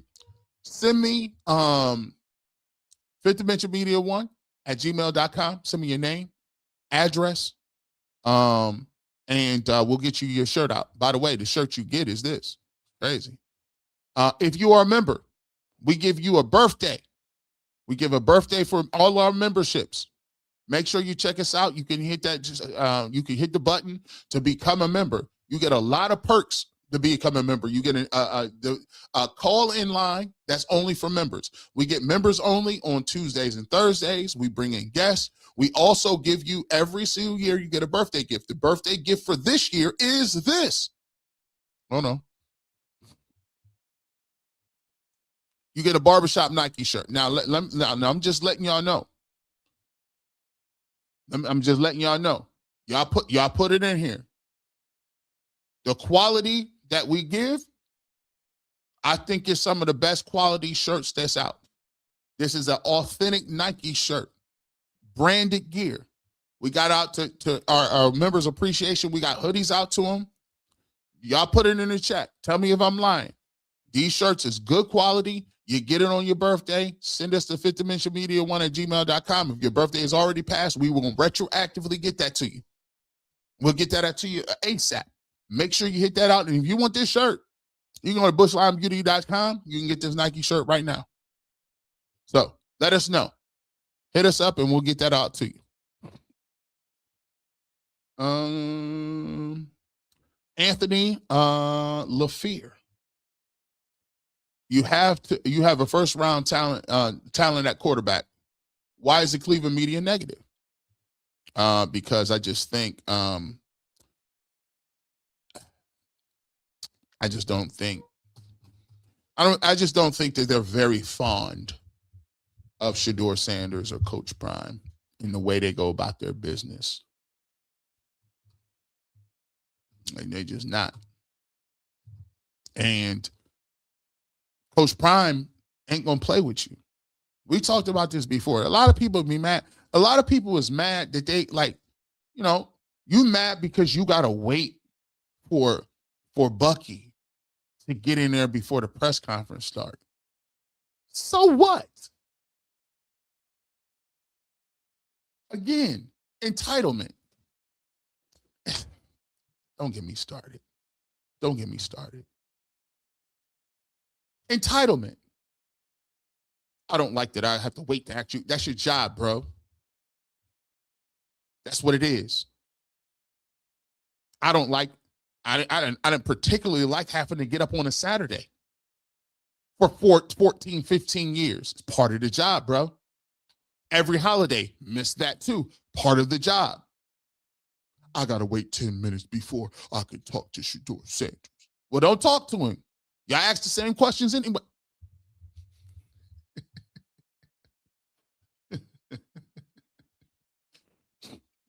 I'm sorry. I'm sorry, Rosie. I ain't mean it, man. Lamina 566 became a YouTube member. Thank you so much and welcome to the family. Anthony says being a coach's son means something different, huh? Well, look, yeah, Ty Simpson, they always tell you, Ty Simpson is coachable because his dad is a coach. Why don't that apply for Prime? Oh, I forgot. He don't know how to read defenses. He can't walk and chew gum. I guess Prime don't count as a coach or a Hall of Famer. Last Naga says, do you think Barry only thinking about 26 with Shedeur and Todd? I don't think 26 is a make or break. Shedeur and Todd will uplift. No reaching, get starters. 27 is capital is option. And you know what I think they're doing? I think they actually is moving forward, trying to build a team. Like, see, here the thing. The premise that keeps messing with people is this. As Mel Kiper said, I had him as the number 2 pick in the draft. He liked him more than Cam Ward. If you feel that way, and say the Browns feel that way, and they feel like they got that type of talent, they are in the same mold as the rest of these guys who feel like they got a quarterback. They're trying to put players around him to get him to get the team better. They're thinking we gonna catch some people slipping because we gonna move in silence on this one. Why you think ain't nobody saying nothing? These dudes is ready and locked in. They locked in, ready to talk that talk right now, bro. They're going to let that work speak for them.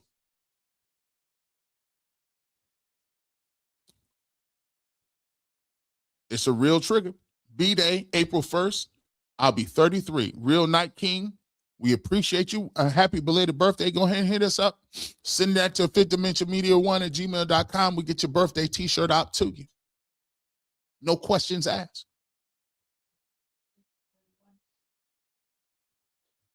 Or it ain't belated yet. It's April 1st, but he got about 3 days. You might want to get that request in. Get that request. He ain't late. You ain't late yet. Way to go, barbershop fam. 1,200 likes. Thank you. We appreciate all. Don, we appreciate you. You weren't playing around. You got them together. And by the way, I always tell people, I listen, I appreciate each and every one of y'all. Even if you're a person that don't agree with me. Some people super chat. Listen, I'm appreciative of every single super chat, but I'm also appreciative of every single like. I'm appreciative of every single comment, even if you don't agree with me.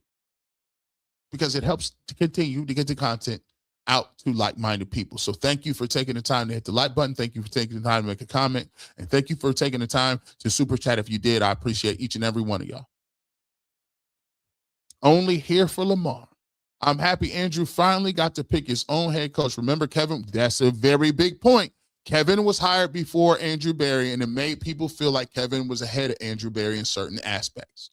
Cleveland media don't understand anything. Keep it real. Hashtag New Cleveland. That New Cleveland is moving. Yeah, G, you got to collab with Money Main. You already know on Off the Record, D. Can we get a screenshot of that so we can reach out to him? We're going to see. I told you. We're going to get a screenshot of that. Money Main, what's good? Let's cook. I've got too much Shedeur merch to not be a Browns fan. Making my first trip in 71 years of living to Cleveland this season when the weather breaks, though. Miss Bell, bless your soul. Bless your heart. If Miss Bell is a Browns fan, I don't know what to tell none of y'all. Y'all might as well wrap your mind around it. They ain't going nowhere. Y'all you ain't going nowhere. Y'all might want to go ahead and come on around. Vegas Jackson, $9. We thank you so much. We appreciate you. The Real Night King, 3 Kings of Media is the title. 3 Kings of Media. Oh, I thought, you was talking about me earlier, Tyvis. Oh, we got it. James 119, swift to hear, slow to speak, and to wrath. There it is. We talking. We talking over here, Miss Melanated. Why does the media know that well-off media access was negotiated as part of 12's contract? Oh, they know it. They see it in real time. Some people told me they were not very happy at all. Someone close to very close to the situation said a lot of media members are not happy that he has that level of access and that they have to wait till press conferences start to well-off media is there for them to start the interview process. Now, I call that being petty. I don't like a lot of stuff, but it is what it is. It's part of the job. I'll wait all day. I'm on the clock. And we on the clock? I got time. B. Moore Samad said, after a job interview, they'll ask you, do you have any questions for us? Shedeur said, yes, I do. That's my best guess why he dropped. The first Black college player with questions. Here's the thing, too. Let it not be known. I find it ironic that the person who started all this is Brian Dable. Turns out that he got fired during the middle of the season. Did anybody question his? I mean, they tried to say that you tried to get Jackson Dart to go back into the game when you had a concussion. Maybe if you was worried about Jackson Dart and what y'all was doing with the Giants and not with Shedeur Sanders and interview question. But then again, we're talking about the difference between why coaches get the benefit of the doubt and players don't. And then you wonder why there's a disconnect. Because it's just throwing it out there.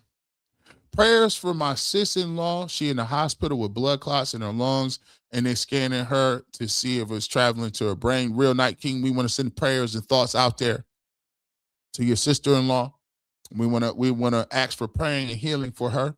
And we want all the prayer warriors out there to be prayed up on the Real Night King. We want to appreciate you and praying for your sister out there. And we believe in a nice, speedy recovery.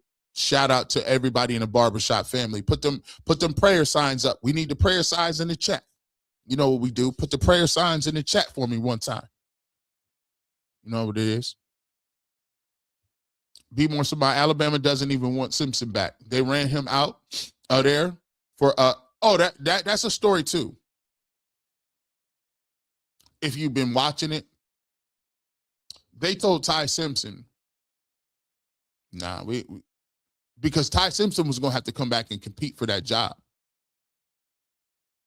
This is bona fide facts. Oh, I know. If he was coming back this year, he was going to have to compete for that role. And they made the decision that since it was a class that was only a one quarterback class with Mendoza and Moore went back, he said, it's my better option is to do this than trying to move around and trying to go somewhere else and get this last little year off. Nope. I'm going to try to capitalize on what happened in the beginning of the season. Miss Melanated, I'm from the Shy. The media plus while waiting 100 years to win the World Series. I don't understand the Cleveland media. Well, here's the thing about the Chicago. As a city, you got two teams, and you've had winners. So the White Sox won a World Series. The Bulls won 6 championships. We know what story or franchise that is. The Blackhawks have won championships. The Cubs just beat the Guardians for their only championship. So you guys at least have had an opportunity to bask in, and you've had the greatest basketball player of all time and Michael Jordan. So, there's been some down seasons, especially with how bad the Cubs, not being able to finish the curse. But even if you go with the Browns, we lost to the Cubs. We lost to Jordan with the shot. We lost it. Like, we've been taking L's forever. And we had LeBron. Think about it like this. We had LeBron, and people will talk crazy about LeBron. They'll tell you, I don't want LeBron. They'll tell you that. And he from here almost too. He from Akron. Man, it's the area, bro. It's Mm. Mm.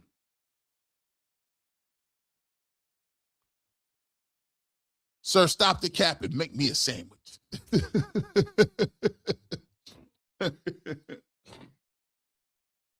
KC and Jordan seem slightly underrated. Hashtag the tape. Jordan Tyson is really good. He just injured a lot. Casey Concepcion, I like him. I think he's the best special teams player in this draft. Him and not Deion Branch. Zachariah Branch. But I think both of them nice. Otis Bullock, 51, became a YouTube member. Thank you so much, and we appreciate your support. Welcome to the family. Miss Bell said the barbershop gear is outstanding. It fit great. And if Miss Bell say it, it got to be facts. You know what I'm saying? She ain't gonna play no game. She ain't gonna sugarcoat with you.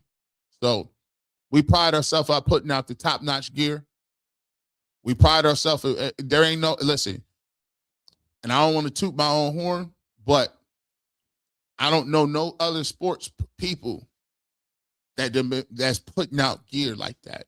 And I've been doing it for years. 12, how many years have we been doing this? I mean, we started the barbershop gear in 2018. You know what I'm saying? And I'm just a little local old media dude, but we believe in fashion at the highest level. So we appreciate that. Shout out to that. GOAT talk. If the Browns finish 8-9 in a weak division, how can they draft the top? They can't. 12 upset this draft already by win. They acting like it can't happen again. No, listen, we came alive in 25. We ain't going to miss in 26. And they get the offensive line right. Don't let me we going to get a receiver. Come on now. Come on. Listen. Exciting times. Exciting times. I'm excited, man. I am excited for listen, I'm really like, I'm going to let y'all know something. I'm excited about the opportunities for this new movement. And it is so much more than just Shedeur Sanders. You got a lot of nice talent around here. Carson Schlesinger. You got Juckins. You got people, they didn't even get a chance. No offseason for none of these. And you know what the most exciting thing that I'm happy about? Is we can get rid of this nasty JV, non-knowing Kevin Stefanski playbook that actually made Baker look terrible, Deshaun look garbage, and Shedeur Sanders getting sacked 100 times. Yeah, the same dude that kept giving the play calling over. We actually get an honest play caller that might know what he's doing.